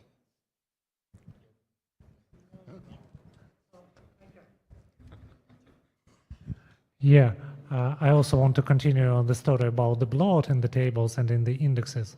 As far as I know, the only solution that can really help is partitioning and truncation. All other aspects like tuning vacuum would never help because indexes would degrade, bloat would degrade, and there is actually you only insert data and delete data. You don't update it. So in fact, I'm not actually sure that Postgres is the best instrument for it.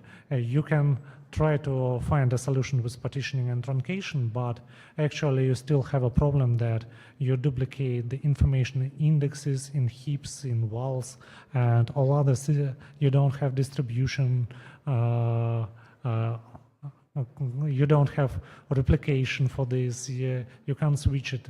Looks like Postgres is not in the table. It is out of the table, but maybe you have another opinion. Yeah, I agree. For high throughput scenarios, especially, Postgres might not be the best suitable solution. But if you are just handling like few hundred jobs per minute, then it might be okay, and it might not cause table plot and all. But yeah, I mostly agree. Okay, thank you so much for all the questions. Yeah, so the next talk actually starts from 4 o'clock. So there's a break from 3:40 until 4. So instead of doing message queue, you can queue for your snack at the back.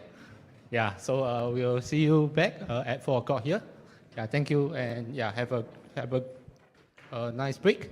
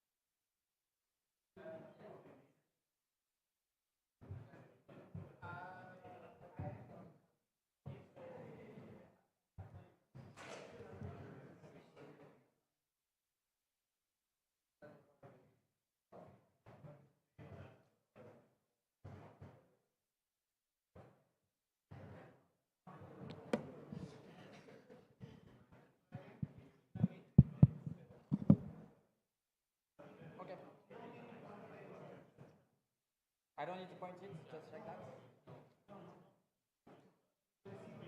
I'm going to take a challenge here. I'm going to point it in every direction I can think it.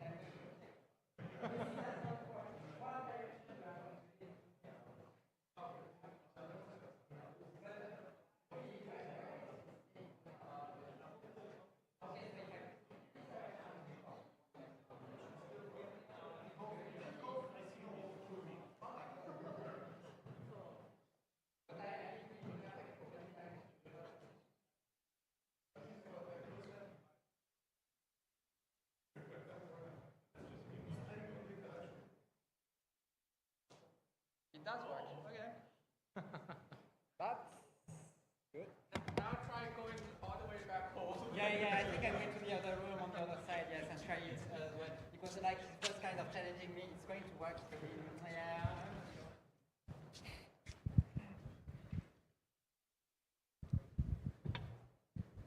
But yeah, I mean, it's very, very useful. Like, normally you have your laptop and you just push the button. But if you have that, you can talk at the same time. I've never seen that.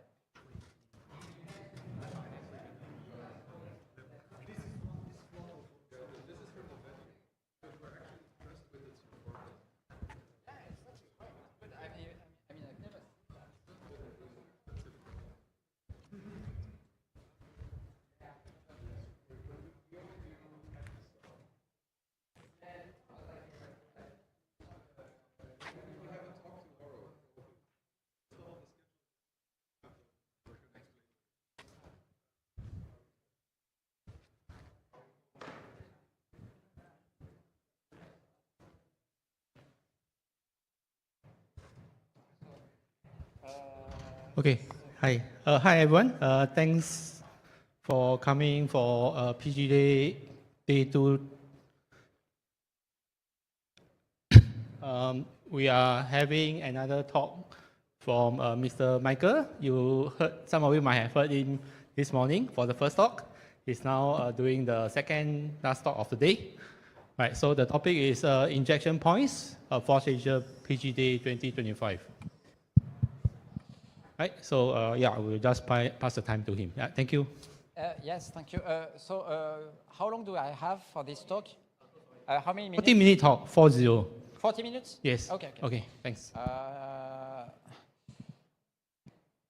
So before doing the talk and before everybody goes back into their laptops, not being interested by what I'm going to talk about, I have a question for you. Who in this room does hacking on PostgreSQL? And by that, I know you do. I know you do. By that, I mean hacking on PostgreSQL core code, hacking on PostgreSQL extensions that touch the server side, the backend. Who does? And you don't need to raise your hand. I know. Okay, so you have a few of them. This talk is about a facility I have designed and implemented in PostgreSQL because basically doing advanced testing in PostgreSQL sucks. And I wanted something to give me ways to automate and make efficient tests for complicated scenarios, basically. So I'm going into the details of that. I'm trying to advocate that to hackers, people who do PostgreSQL hacking, be it involving the PostgreSQL core code, extension code as well. And I hope that the insights I'm giving in this talk will help you when you do any kind of PostgreSQL hacking. This really concerns the back-end side, not the clients. So this slide is also from this morning. I think everybody here has heard about that. I'm French, based in Tokyo, working at AWS since 2022. And this feature has been developed in PostgreSQL for the version 17. The first commit was, I think, 1 year ago.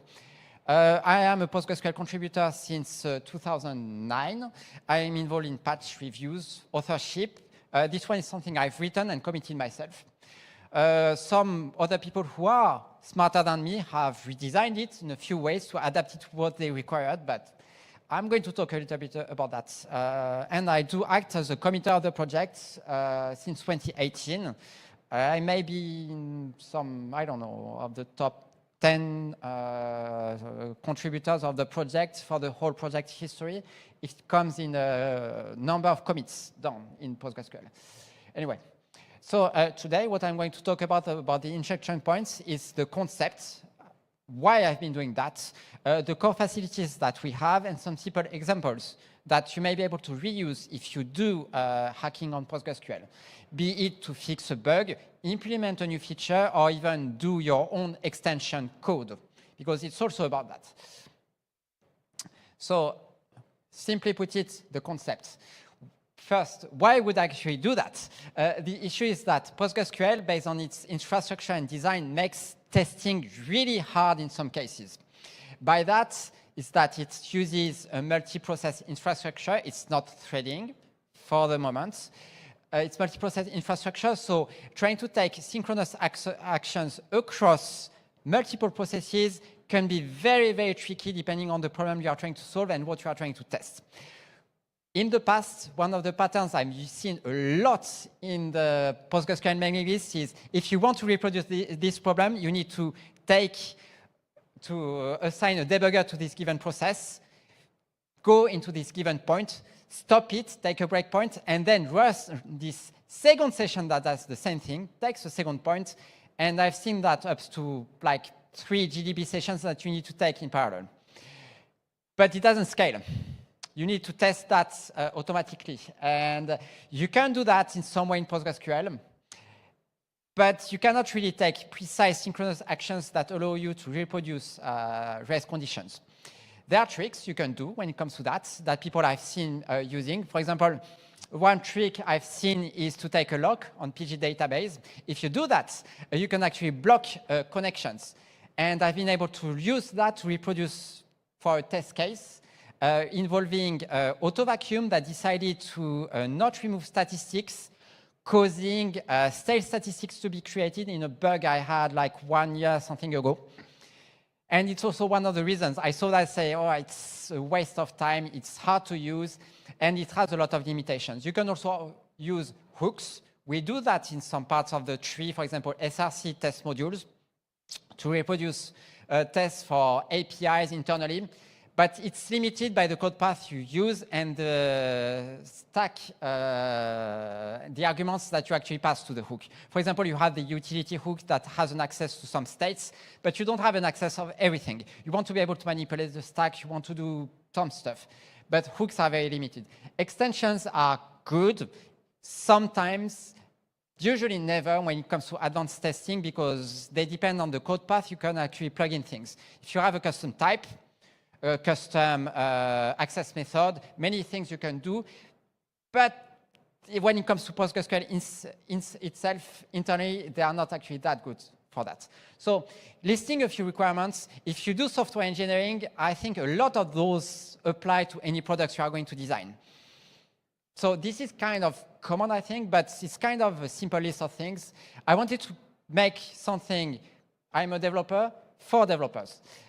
And what I wanted to do in 2 lines simply is be able to run custom code at custom precise location in a given file at a given line. It has a few requirements based on my experience as a maintainer of PostgreSQL. I wanted the thing to be flexible. By that, if I do a critical bug fix, be it a security bug fix, because I'm also part of the security team, and sometimes we're under time pressure, not only in core, but if you do even proprietary stuff, it happens. I want something that's able to work in the core code, in extensions, and also I want something that can be backported into stable branches without having to care about any kind of compatibility. Because the important part is really to be able to focus on the bug and fixing the issue, but you also want to be able to automate the fix to make sure that your regression does not show up once again. And some cases are very, very tricky depending on what you do in PostgreSQL.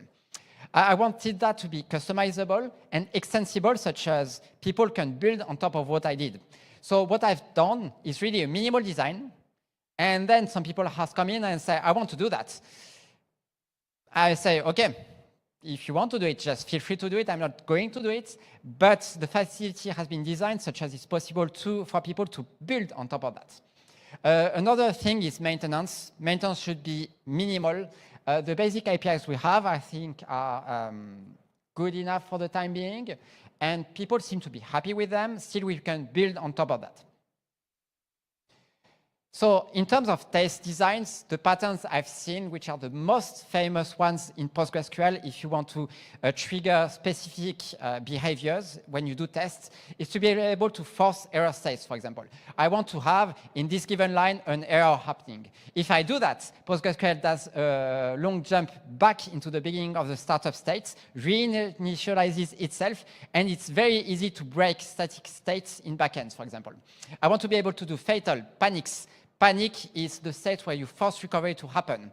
A lot of cases I've dealt with in the past was, for example, hard coding a loop in the backend of PostgreSQL, having with a slip and using a file that's in TMP to say if I want to continue the loop or not. I don't do that anymore, but I'm going to show you that a little bit later.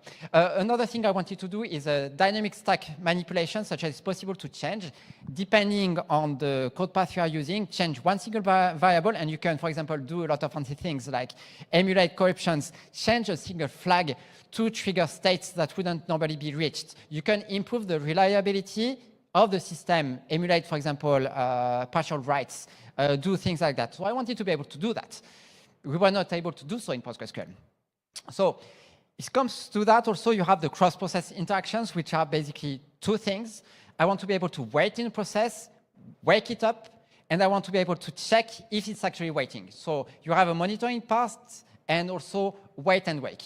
These are really the main requirements I have. And of course, one thing also that shows up is I want to be able to print some information such as have I reached a given state, and I want to be able to check it if I look, for example, at the server logs.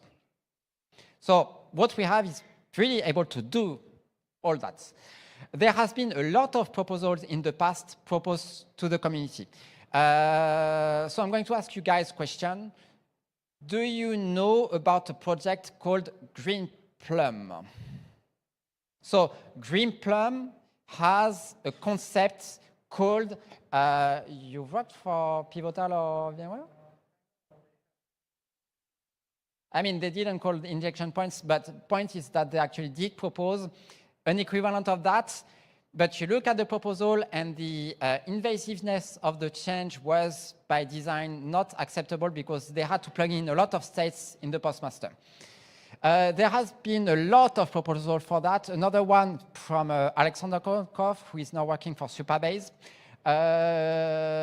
which is this thread beta infra for concurrency. I found that also very complicated, and I'm not sure I've been able to understand it, and even now I'm not completely sure I would be able to understand it. There has been another thing called probe point, which is a concept that has been introduced by Second Quadrant, that has been a company that's now part of EDB.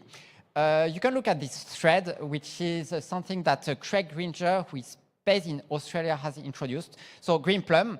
But the thing is that I've also seen forks of PostgreSQL do that a lot.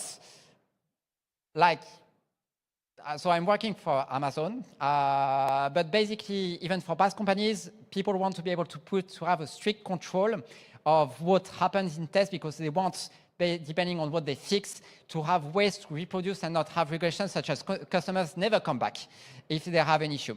So they want, for example, to have a hard-coded slip. You want to force a state. You really want to precisely force some states in your database to happen.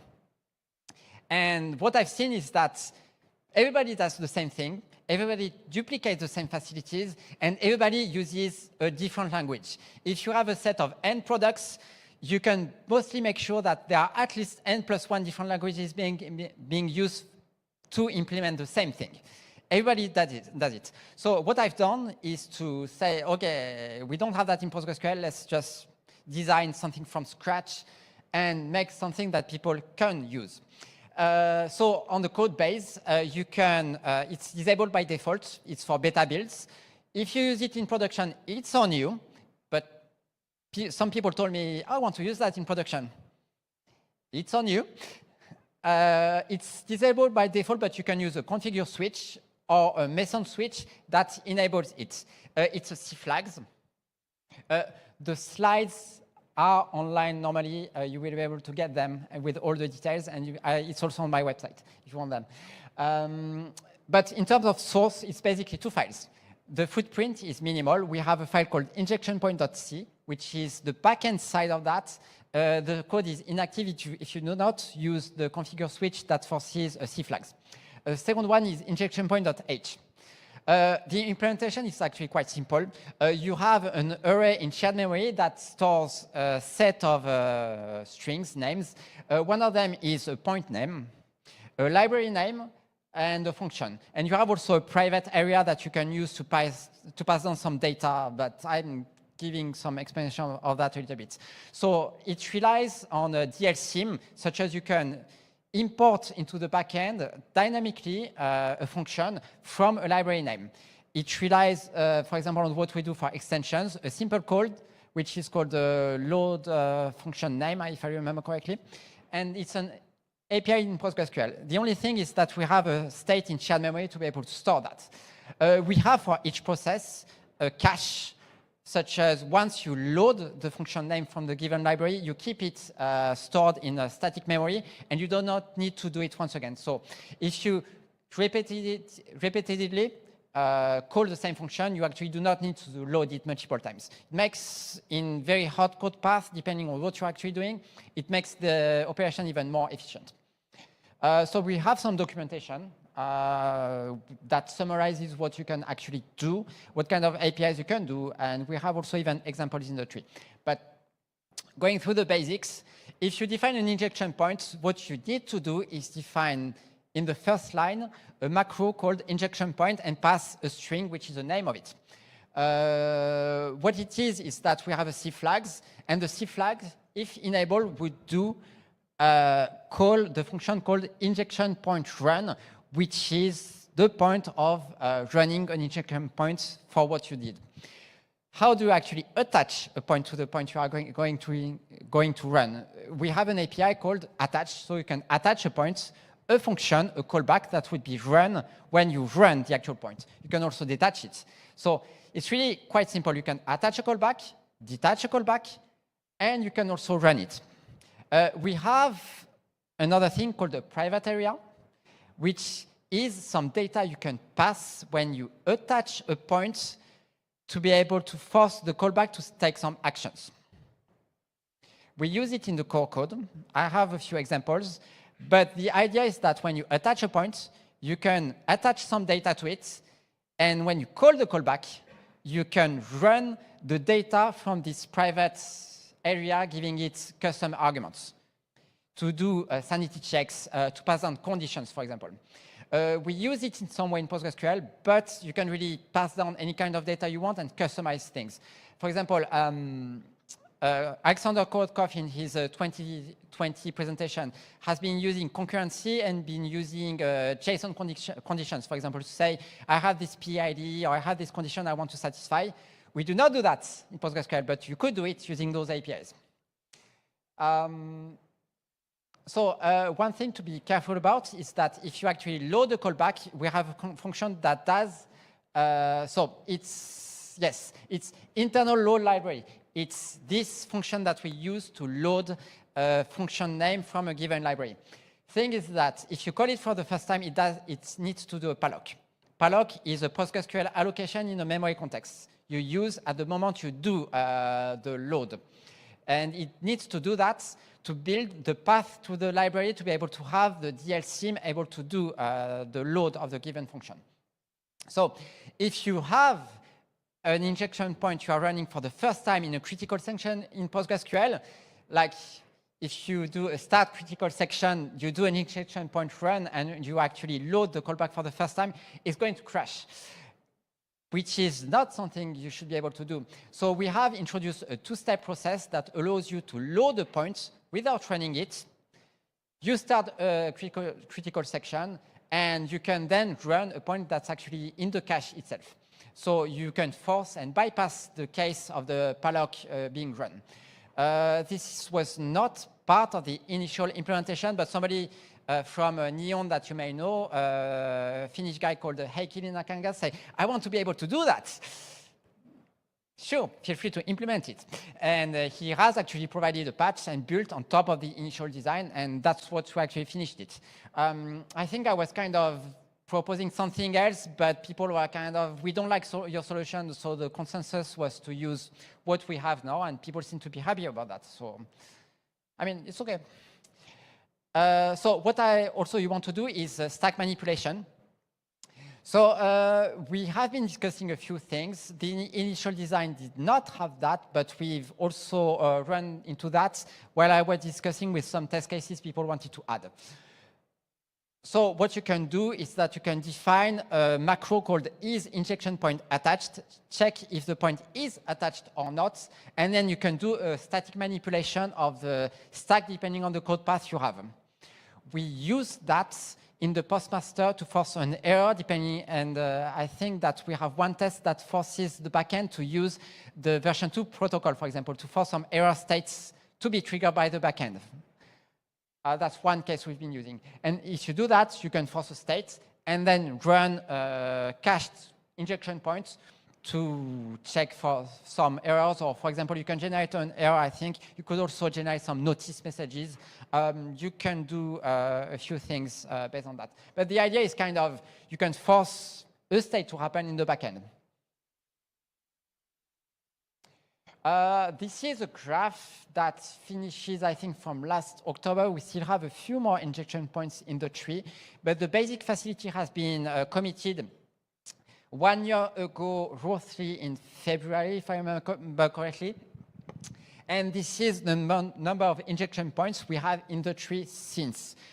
We have a few more than since, but just to give you an idea that we've begun doing injection points into the tree, into the core code, and we have, I mean, we had back at the time in October 16 of them. We used them for a few tests, but you can do a git grep and see where we actually define that. If you do a git grep of this macro, you would see the point names, and then you can see directly in the test where we use those point names. So the test can have many shapes, but I'm just going to cover that in the next section. So this is about the basic APIs and the basic idea. Now, how do you actually use them when you implement tests? So we have a test module called injection points. It's not in contrib because we wanted to be able to have the flexibility of not having to do releases of that. And we wanted to be able to make it evolve in the stable branches, but that's basically my argument for myself because I wanted the laziest solution to have to maintain that. I wanted to have a lot of flexibility here. And sometimes bug fixes are critical, but I don't want people to have to do any kind of maintenance of that. I want it to be more kind of a toolkit you can use if you want to use injection points. What we have in that is a set of SQL functions you can use to trigger the basic APIs we have on the backend side. So you can define an attach, you can detach a point, you can do a wait, define a wait point. So the callbacks we have are error, notice, and wait. And we have an SQL function that's able to do a wake up of something that's actually waiting. The point names can be defined in the core code. The actions you take for the points are defined in the module itself. So you can force a for example, we have run in the module itself, but we really use it to do some validation tests of the basic APIs. The run points are not really used in the tests because we want, for example, to run an error or to issue a notice specific to a given code path. So, for example, if you issue a SQL command, you could define an injection point that does a notice, and you wouldn't actually run it directly, but we use it for some of the regression tests in the module itself. And of course, you can load a point if you want.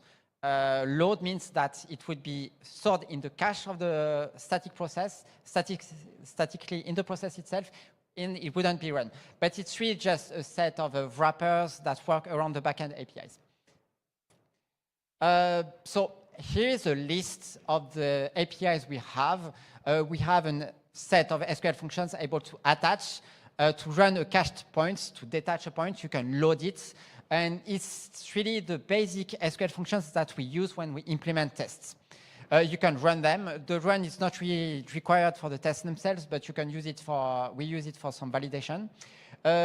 We have something called here a set local, which is something that makes use of the private area I mentioned previously. This is something that you can use for an SQL test to force an injection point to run only in the process where you actually attach it. So this means that if you execute its set local at the top of a SQL script, any point you define is going to run only in the process where the local state is set, and you can make SQL tests able to run concurrently. Because I did mention at the beginning that injection points are stored in a shared memory state, and it's shared for all the processes, but you can also define even if you want something to only run in a specific process. And that's what, for example, the set local does. I did mention that we have a wait callback. We have a wake up function that's able to wake it up automatically depending on where you want to make one of the processes wait, which is something that you can use to emulate what we actually would do with a debugger, except that you can automate that with what we have currently in the core code. So yeah, local points. It's what I mentioned previously with the set local. It's a way to make tests able to run safely concurrently. It's mostly for SQL tests, like what we have in src test regress. You just need to do simply to call this function at the top of your SQL script, and any point you create will only be run in the same process as the one who did set local. So, for example, if you do, yeah, okay, so it's concurrent safe, and one property is that all points that are local to the process that define them to be so would be detached when you exit. So you can, for example, do in a SQL script an injection point set local. We have a mouse. You can attach a point foo to issue an error. Okay, the run is here. It's not a point that's part of the backend code, but just to show that. If you do that, it would run an error. And if you detach, it would just automatically remove the state from the shared memory table that we have doing that. But we have test cases that are already in the tree. You could always look at that. We have in PostgreSQL a way to do concurrent tests using the isolation tester that has been introduced originally to do advanced tests for the serializable isolation level. We use, you can use that to have two sessions able to wait for each other. This is, for example, a simple test case where you do setup, you create the extension, tear down to drop the extension. You do a setup where you set local for one given section. You can attach a point that will wait, and you can have a second session that can do a wake up.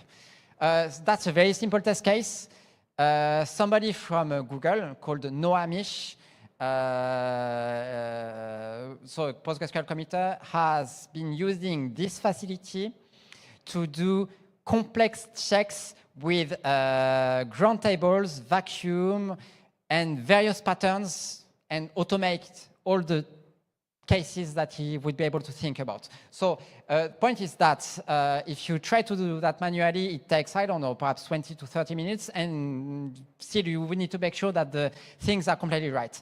The test cases that he has implemented check a lot of crazy combinations, and I think they take 2 or 3 seconds. So, and we run them automatically, so we can actually make sure that we don't have any regressions. Once you do that, you can define permutations like other tests, and you can make steps that happen in the backend happen in an ordered and controlled way. For example, the permutation I have done here is that I have one session that waits. It waits, it's detected by the isolation tester using pgstat activity. It sees that the event is being waiting, and you can wake it up automatically in a second session. You can also force a detach, and there is also a trick here called no-op, which is something related to the isolation tester to force a step ordering, but that's a trick that I've been using a little bit. But the idea is that you can really use using those steps you can force the backend to wait at a given step, and you can make it where, I mean, you can wake it up if you want. You can define as many points as you want. I think the most complicated test case we have now is something that uses up to 3 wait points, if I remember correctly. So you issue 1 or 2 waits. It depends on the order of the actions you actually want to do. You could wait at some point, do some actions, wake it up, make a second wait in the same process. You can really do a lot of things. And the footprint in the backend is only to have the simple addition of these macro injection points that you can also do a git grep on to see which area of the code we're actually waiting on. That's really, for isolation tests, it's really mostly only a wait and wake up, because we don't really care about forcing a state. Even if you could force an error or do some concurrent, I don't know, stuff with it, you could also do that. I don't think we do that yet, actually, but I mean, you could do it. We also have a Perl facility called tap tests that do more advanced testing. For example, for replication setups, you can create nodes, you can do backup tests, replication tests. I know people do not like much Perl usually, but that's what we've been using in the PostgreSQL core code. People prefer, I don't know, Python, Java. The only reason why it's in Perl is because we've been using Perl for a few years. I mean, people would like to switch to something else, but the discussion does not. Point is that I don't care about that here. I just want to point out that you can also use injection points with that. We have APIs. So one thing that's important for that is that usually if you want to do a wait and wake up, you can monitor the activity of a waiting injection point in the pgstat activity using a wait event. So we have a category called injection points. And if you register a point name with the name, I don't know, foobar, it would show up in pgstat activity as foobar. This also relies on another piece of design that I've been working on for PostgreSQL 17, which is the possibility to add wait events for extensions, custom wait events. So it's really kind of, you can add your own wait events and they would show up in pgstat activity, and you can really monitor them, such as if you wait for a point, you can look at pgstat activity, and once you are sure that the point is being waited on, you can then do actions, wake it up later on. It's kind of the basic idea. It's really also wait and wake. You can do more than that, but that's really kind of the basics. So I have some examples. One is an SQL test, an isolation test, and a tap test, just to give you some idea. These are actual bugs that were in PostgreSQL, and we've been using that. I mean, they are not complicated ones. It's just to show you a little bit what we can do with that. We do much more than that, but well, it's just an idea. So this one is about a commit that's been done, I think, at the beginning of around perhaps April, May 2024. That was a bug that we had related to reindex concurrently. I think it was in PostgreSQL 14, we have introduced a concept of what we call a safe index. A safe index is something that we would not wait on, making reindex less, having to wait for less states. So in this case, what does it mean is, for example, if your index has expressions and predicates, it could call a function that could look at data from another table, and you would need to wait for the snapshots of those other sections that could, for example, be manipulating the data of such tables. You cannot do reindexes. The bug we had was that we have a flag, simple Boolean flag, that was not being set. So we considered as safe indexes that had expressions or predicates. What this means is that if you are not careful, you would have corrupted indexes if you use reindex concurrently. So what this bug fix has been using is SQL tests with an injection point based on a notice that is run depending on if the flag is safe or not. In this case, we have index safe injection points with a reindex conc index safe or not safe.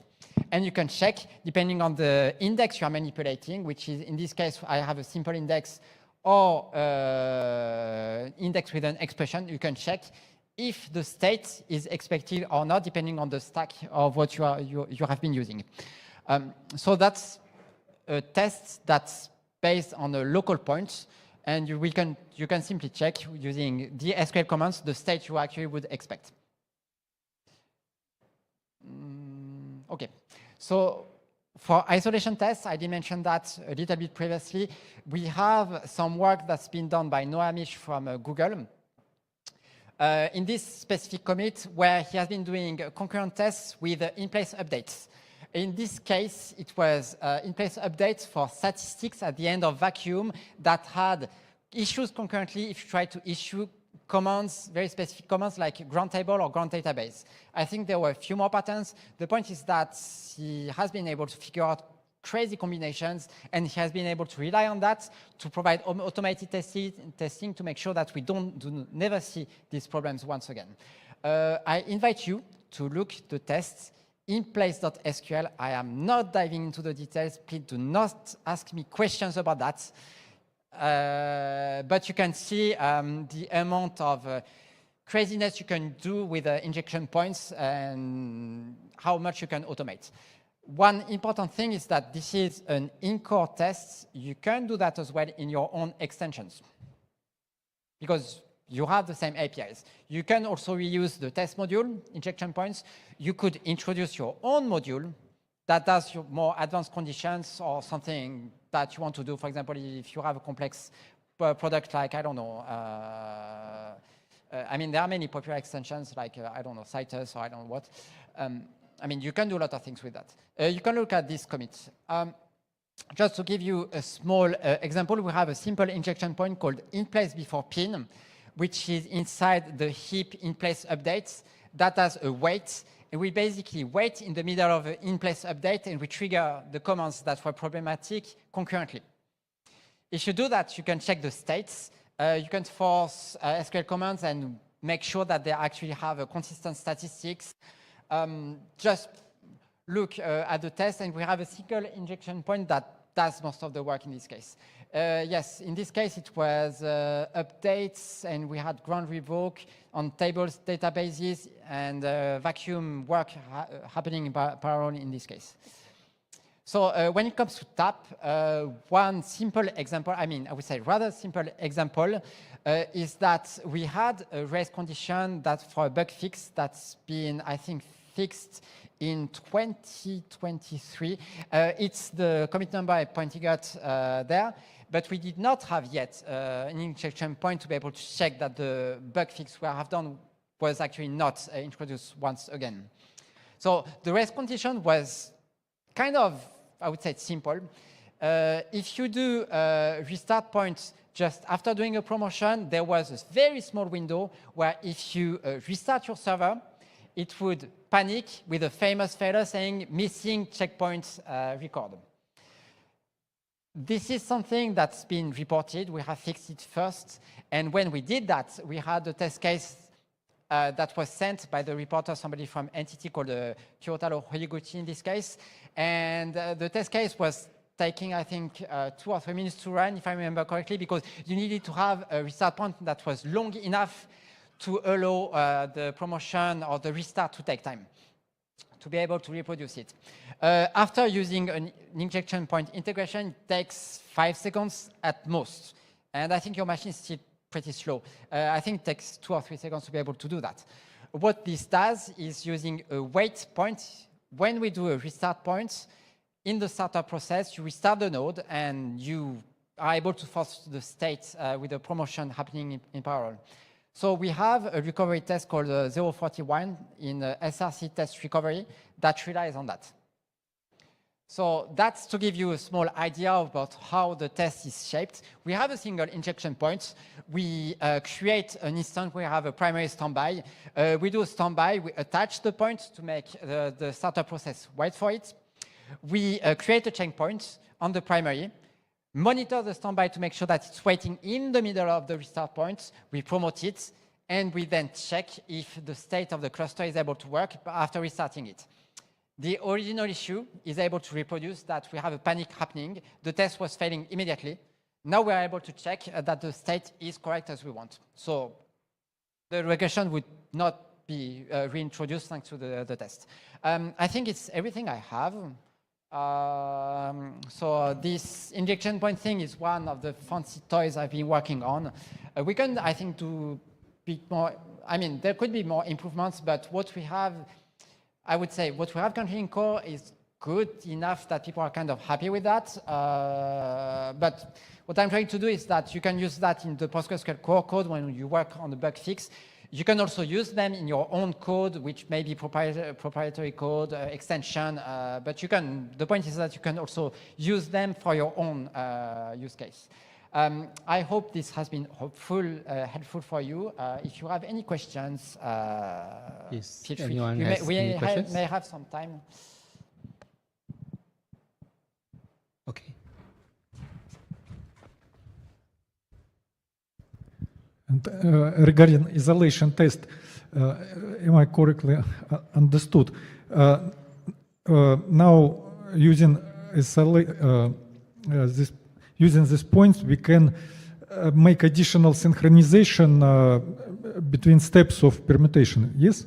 It means that we can partly execute one step, wait another, and interesting. The beauty of the design is that, for example, you could have multiple wait points, and you can force multiple waits. You could do a wait. For example, you could attach two waits in a single SQL command. Do a first wait, execute your command. You have the two waits. Wake up the first one. Let the process continue, and you could do more actions between two things. So you can. I think the limit of points is 128. I think. But I've never seen cases where you would actually need more than 3 or 4 points. Yeah, you can do that if you want. The point is that it's not a definition I came up with. Sorry. It's not really a definition I came up with. It's a definition that Noah Mish from Google has come up with. I want to have in injection point the equivalent of, I want to be able to automate what I would do with a debugger. And that's what we have. If you detach a point, you would still wait for it, which is what you actually do if you use GDB, for example. If you are waiting at a breakpoint, even if you remove the breakpoint, you still wait for it.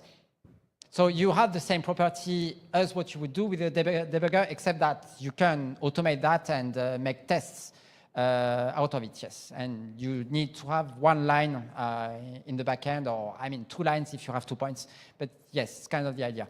You can have injection points, for example, if you have your own table access method. You could do it as well.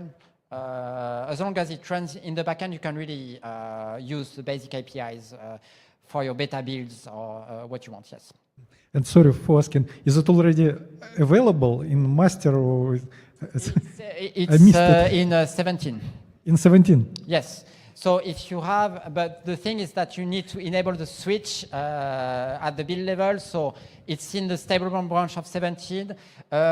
We have not really added much for master branch because people seem to be kind of happy enough with what we have.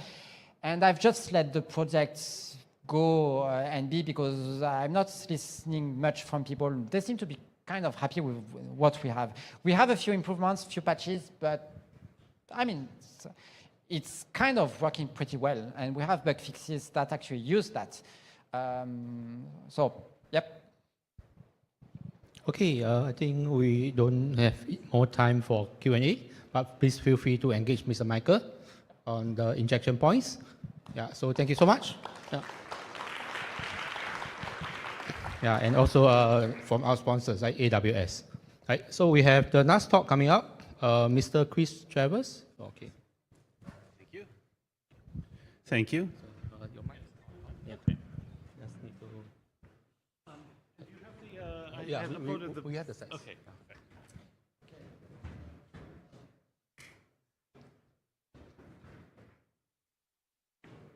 We just need you to test the clicker. You can point anywhere. Yeah. And also test the mic. Okay. Wait for him. Yeah, of course. Okay, you can test the mic first. Testing, testing, looks good.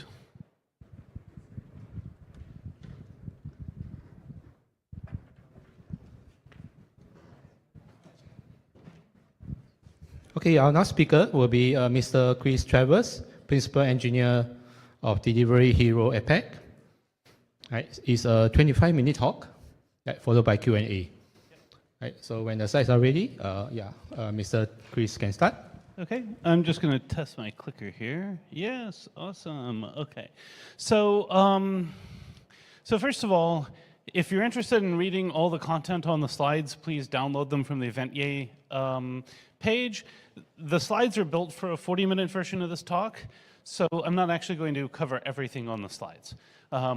Now, my name is Chris Travers. I am currently outgoing principal engineer at Delivery Hero. And this talk is more about something that's sort of been a hobby project of mine for a little bit, but I'm actually hoping to build a startup around. But on top of this, I want to spend some time and talk about some of the design trade-offs that go into the question of big data platforms generally, and the whole question about distributed data on Postgres. So we'll talk a little bit about why this project was built at a previous, or why the predecessor of this project was built at a previous place of work for me. We'll cover in a very brief way the general design of the earlier version as well as what we're doing now. I plan to spend most of the time looking at the current open source version and some basic discussions of trade-off lessons. So the rest of it will be heavily abbreviated. So before Bagger at Just, we used Elasticsearch. Elasticsearch worked great until we got a petabyte of data, and then it fell over. In fact, the joke was that it was an extremely expensive dev null because we could write to it, but we could never read from it. And it would fall apart for a bunch of reasons, including garbage collection, stop the world events, which would knock nodes out of the cluster, leading to rebalancing, which would lead to more garbage collection pressure. You wash, rinse, repeat, and everything falls apart, as well as the fact that some queries could literally crash nodes and then be repeated automatically until they crash the whole cluster. So this became a big problem. Under the velocity that we were working with, we decided to build something else. So I'll let you just I've kind of gone through a very quick overview of this, but there were some very serious problems that we had. It was an absolute bear to work with, Elasticsearch was, and so some of these have gotten better, like if you used a newer garbage collector, maybe you can avoid the long stop the world events, but you still have the large queries that can raise Java heap exceptions, etc. So, so we had the idea of doing this minimalist design, fully schemaless. One problem we had with Elasticsearch is that since every time you see a new field, you have to index it, Elasticsearch is actually not very schemaless, while Postgres JSON B documents actually are very schemaless. And so we were able to have something much more schemaless simply by moving to Postgres. As strange as that sounds, the idea was we needed something linearly write scalable with very few limits, and we don't really need much read scalability, so that was more or less static. So the basic structure here is stuff comes in, goes into Kafka. Kafka partitions distribute the data. We read from certain partitions, write to Postgres, and in a random sharded way. This means basically you have to read from all nodes to get the information you're looking for. And because we had very large numbers of columns in our indexes, we actually had to have a patched Postgres. Although I think with recent versions, max index keys can be set with a simple compiler flag. So I think going forward, I think it could be done with a compiler flag rather than a formal patch. And then of course we have a C language routing trigger. So we wanted to open source this, but we had some problems. Too many assumptions. It was built really for a Just's workflow, and too many statically defined criteria that were Just specific. So we never really got around to open sourcing it. I kept trying to devote time to do that, and it never worked. So a few years later, I left to Just. Fast forward a few more years, and we met some people, or basically some of us got together, and we started writing a replacement.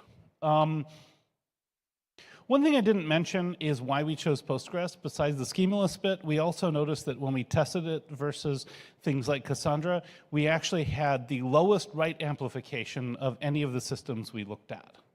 So Postgres had about 4 times write amplification, Cassandra had 8. And Scylla was much more like Cassandra than like Postgres. So there was a lot of analysis that had gone in that early stage. So we decided to build this. We basically decided to go with what had been the architecture of the early version as much as possible, including as many technology choices. This was basically built to have a baseline on which we can improve later, right? So some of the decisions we'll talk about in a few moments will look really strange, but they make sense if you're trying to establish a baseline of something you know works, and then you can test other things against them to make sure you actually have improvements. So these are some of the things that will look a little bit strange, like the fact that we have so much use of Perl, right? Perl is used in the ingest, basically the server management piece. It's used in the cluster topology management pieces, and it's used in the query pieces. And then, of course, C language triggers, because that's super performance critical. It has to be fast. And now we're in the process of selecting a front-end framework. So again, the idea here was to look into sort of what we knew and what we had previously used, although since we didn't have a front-end side before, that part has to be new, with the idea that then we can switch out pieces as we need to in order to improve the overall system. So here's the overall data flow, okay? You have your service network that's generating log files. Those log files will be generated in like JSON documents. Those get written to Kafka. Then you have these programs called Shuffle that basically read from Kafka and write to pairs of Postgres systems, although in the future we'll make it so they can write to a configurable number. And then on the other side, we have basically a front end that uses a REST API to query this proxy query, basically sends queries in HTTP format that'll generate SQL queries that'll run on all nodes and basically stream the results back. So fairly simple, fairly straightforward. And then the control overview is basically you have the Shuffle systems over there, the data nodes, the query proxy, et cetera. They all talk to metadata servers that basically store basically the desired cluster topology and desired node state. And then you have an infrastructure as code system that's there to basically provision and deprovision pieces. So what's actually not listed here is that the metadata servers changes are logically replicated to etcd, and then from etcd we have agents that basically make those changes in the shuffles or the data nodes or the query proxy. So if you want to take a data node down, you just write to the metadata server that the node is offline, and the agent will pick it up and take the node offline.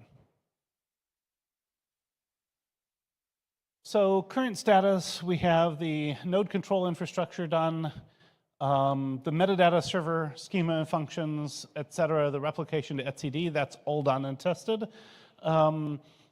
We have a Postgres config that allows the metadata stuff to be exported out. That's also done. What I'm currently working with, and I've been working on it for probably most of the time I've been working on this project, is a C language trigger, because it's complex and trying to make it work fast in a situation where we're heavily generalizing it poses some problems. But I expect that this will be done fairly soon, and then the rest of it will be pretty trivial. From there, we just have to write the query proxy and the front end. Both of those are relatively simple components compared to the compared to either the metadata server schema stuff or the C language trigger. And so I think we're moving relatively fast, aside from that one piece. So once we have this out, we want to choose a better language for the query proxy. Question is, what's that going to be? Golang is popular right now.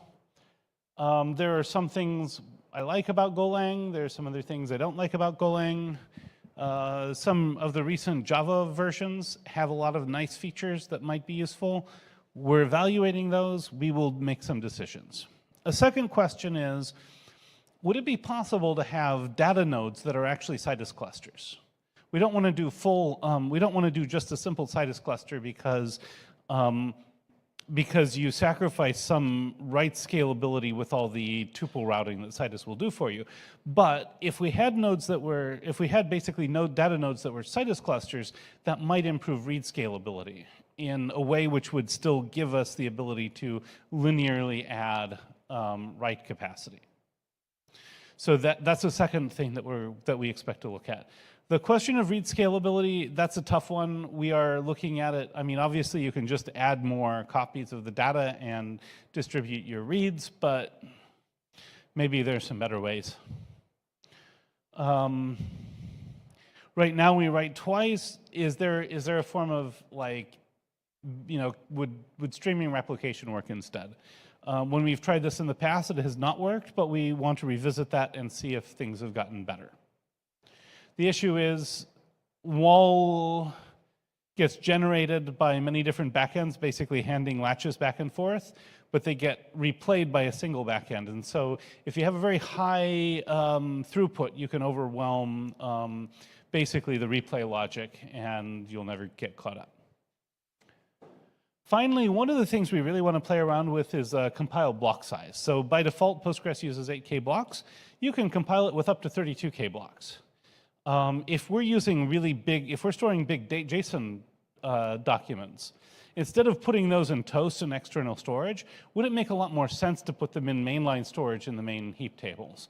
My guess is probably yes, but that needs to be tested. And that actually gets to, like, you know, the question of, you know, how do you make money at a startup doing this? Well, if you're compiling Postgres with a non-standard block size, the number of users who are willing to do that for themselves, there's very, very few.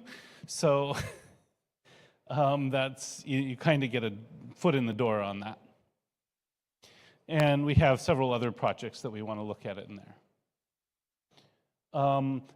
They also include things like, you know, foreign data wrappers for certain things, or custom table access methods for the kinds of data that we're working with. Couple points about trade-off lessons is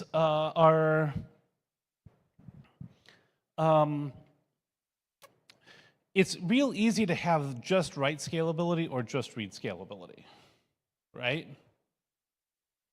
You can either break up your data just so you write it, you know, wherever, or you can have many copies of your data so you can read from wherever, right?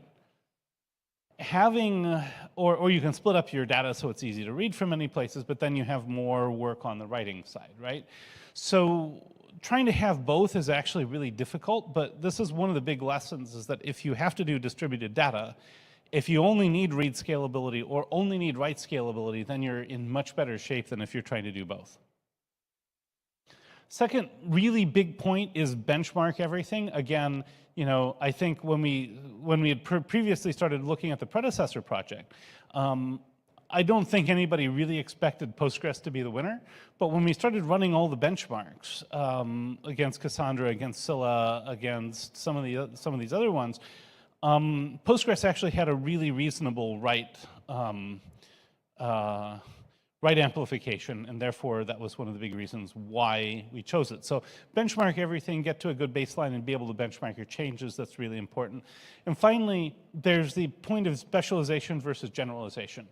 Tools like Citus or Snowflake, et cetera, they're reasonably good general tools for certain kinds of solutions, right? But when you get into an area that's outside of their specialization, they break down in interesting ways. similarly with this, if you were to try to use this as, say, a distributed data warehouse, it would break down in catastrophic ways. Usually what I found, and I think you'd see it if you look at this project versus something like Citus or Snowflake, is you're still going to find this situation where if you're in the core of a specialized tool, it will perform at least 10 times better than a generalized tool. But if you get outside that core, it will perform probably 10 times worse than a generalized tool. So that's the other major trade-off to keep in mind. So bonus learnings, know your requirements. Obviously, I think we've already talked about the fact that different problems require different architectures, which require different solutions. Linear scaling for writes is much easier than trying to do just writes and reads. Similarly, linear scaling of reads is much easier than trying to do reads and writes. So yeah. So there's the repository if anybody wants to get involved, take a look. And now I'm open to questions.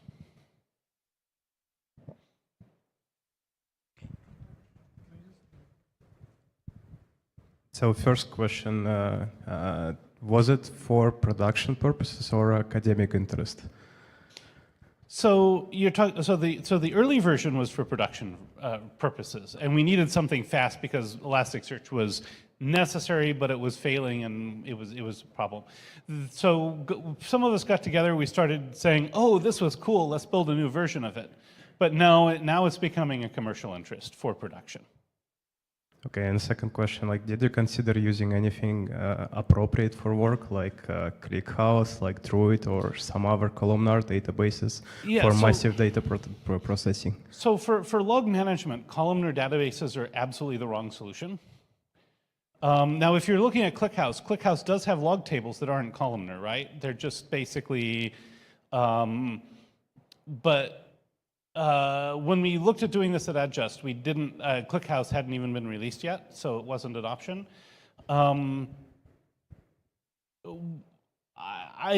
We did play around with ClickHouse later in some other applications.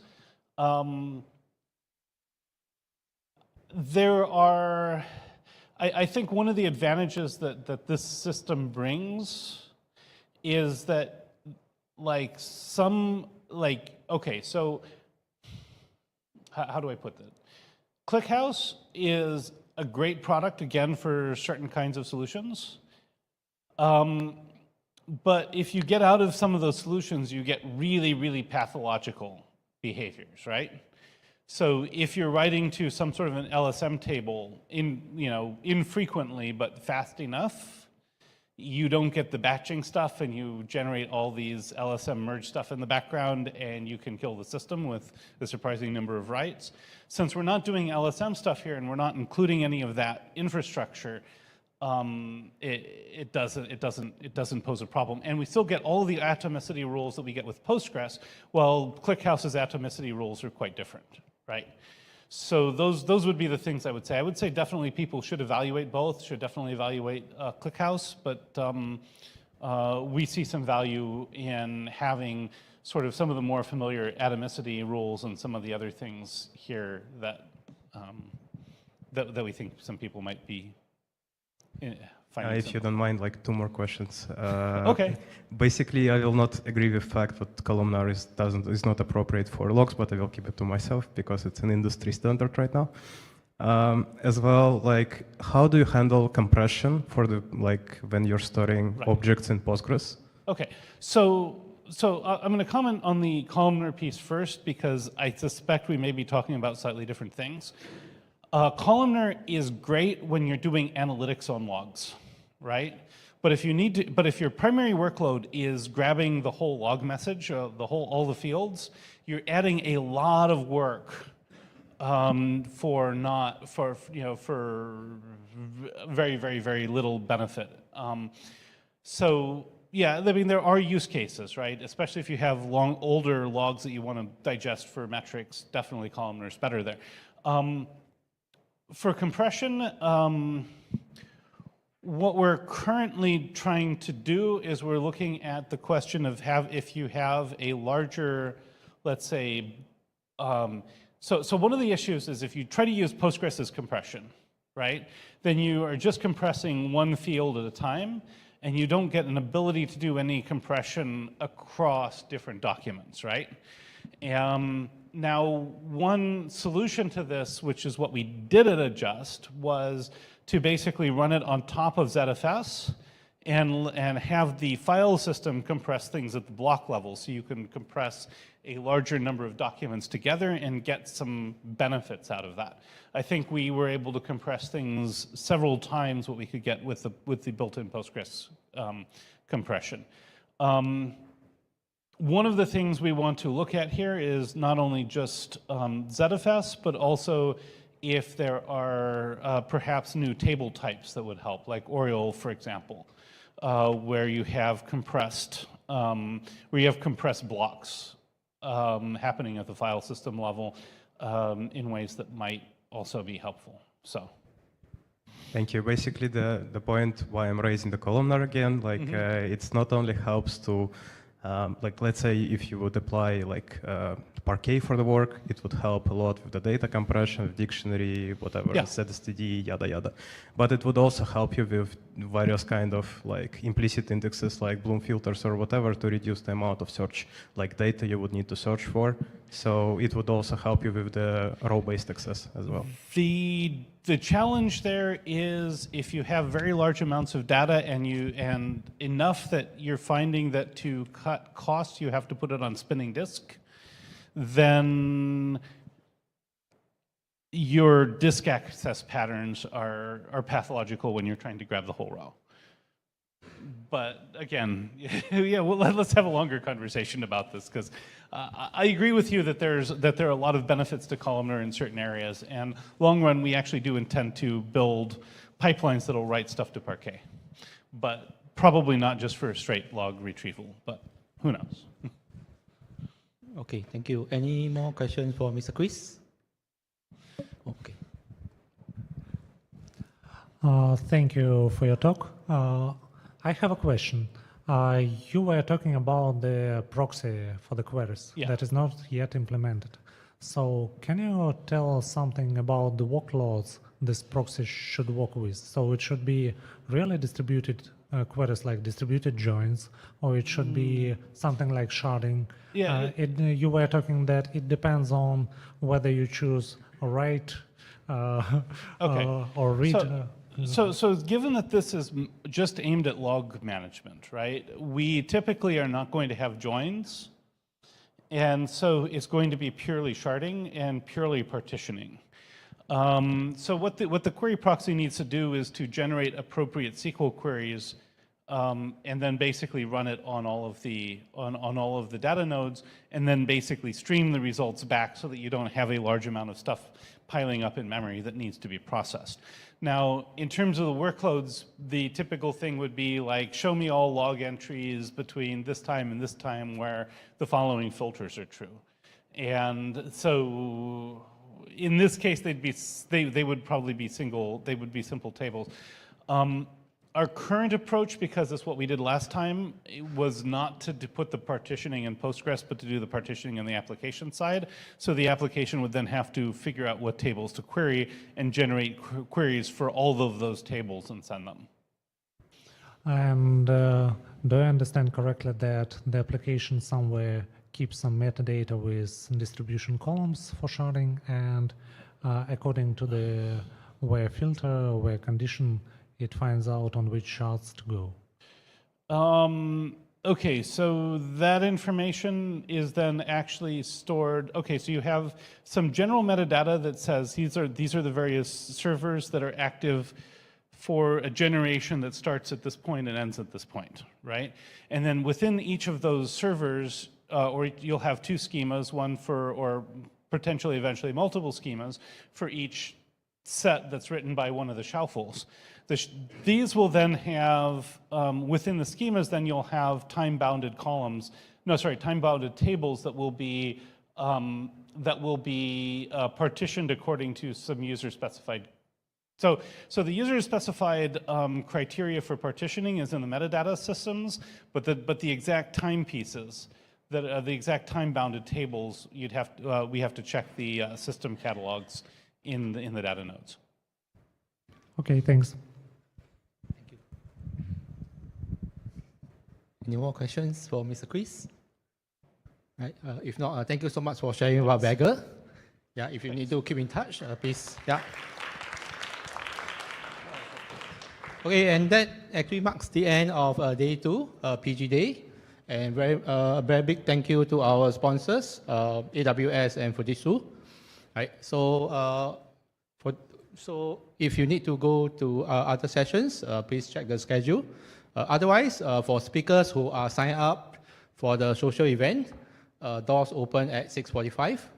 Right, the event is sold out. So sorry, but if you are a spouse of a speaker who are signed up, then I think yeah, there are some provision. Yeah. Otherwise, yeah, thank you so much, and have a good rest, and we'll see you again back for the last day, day 3 tomorrow. Right. Take care. Bye bye.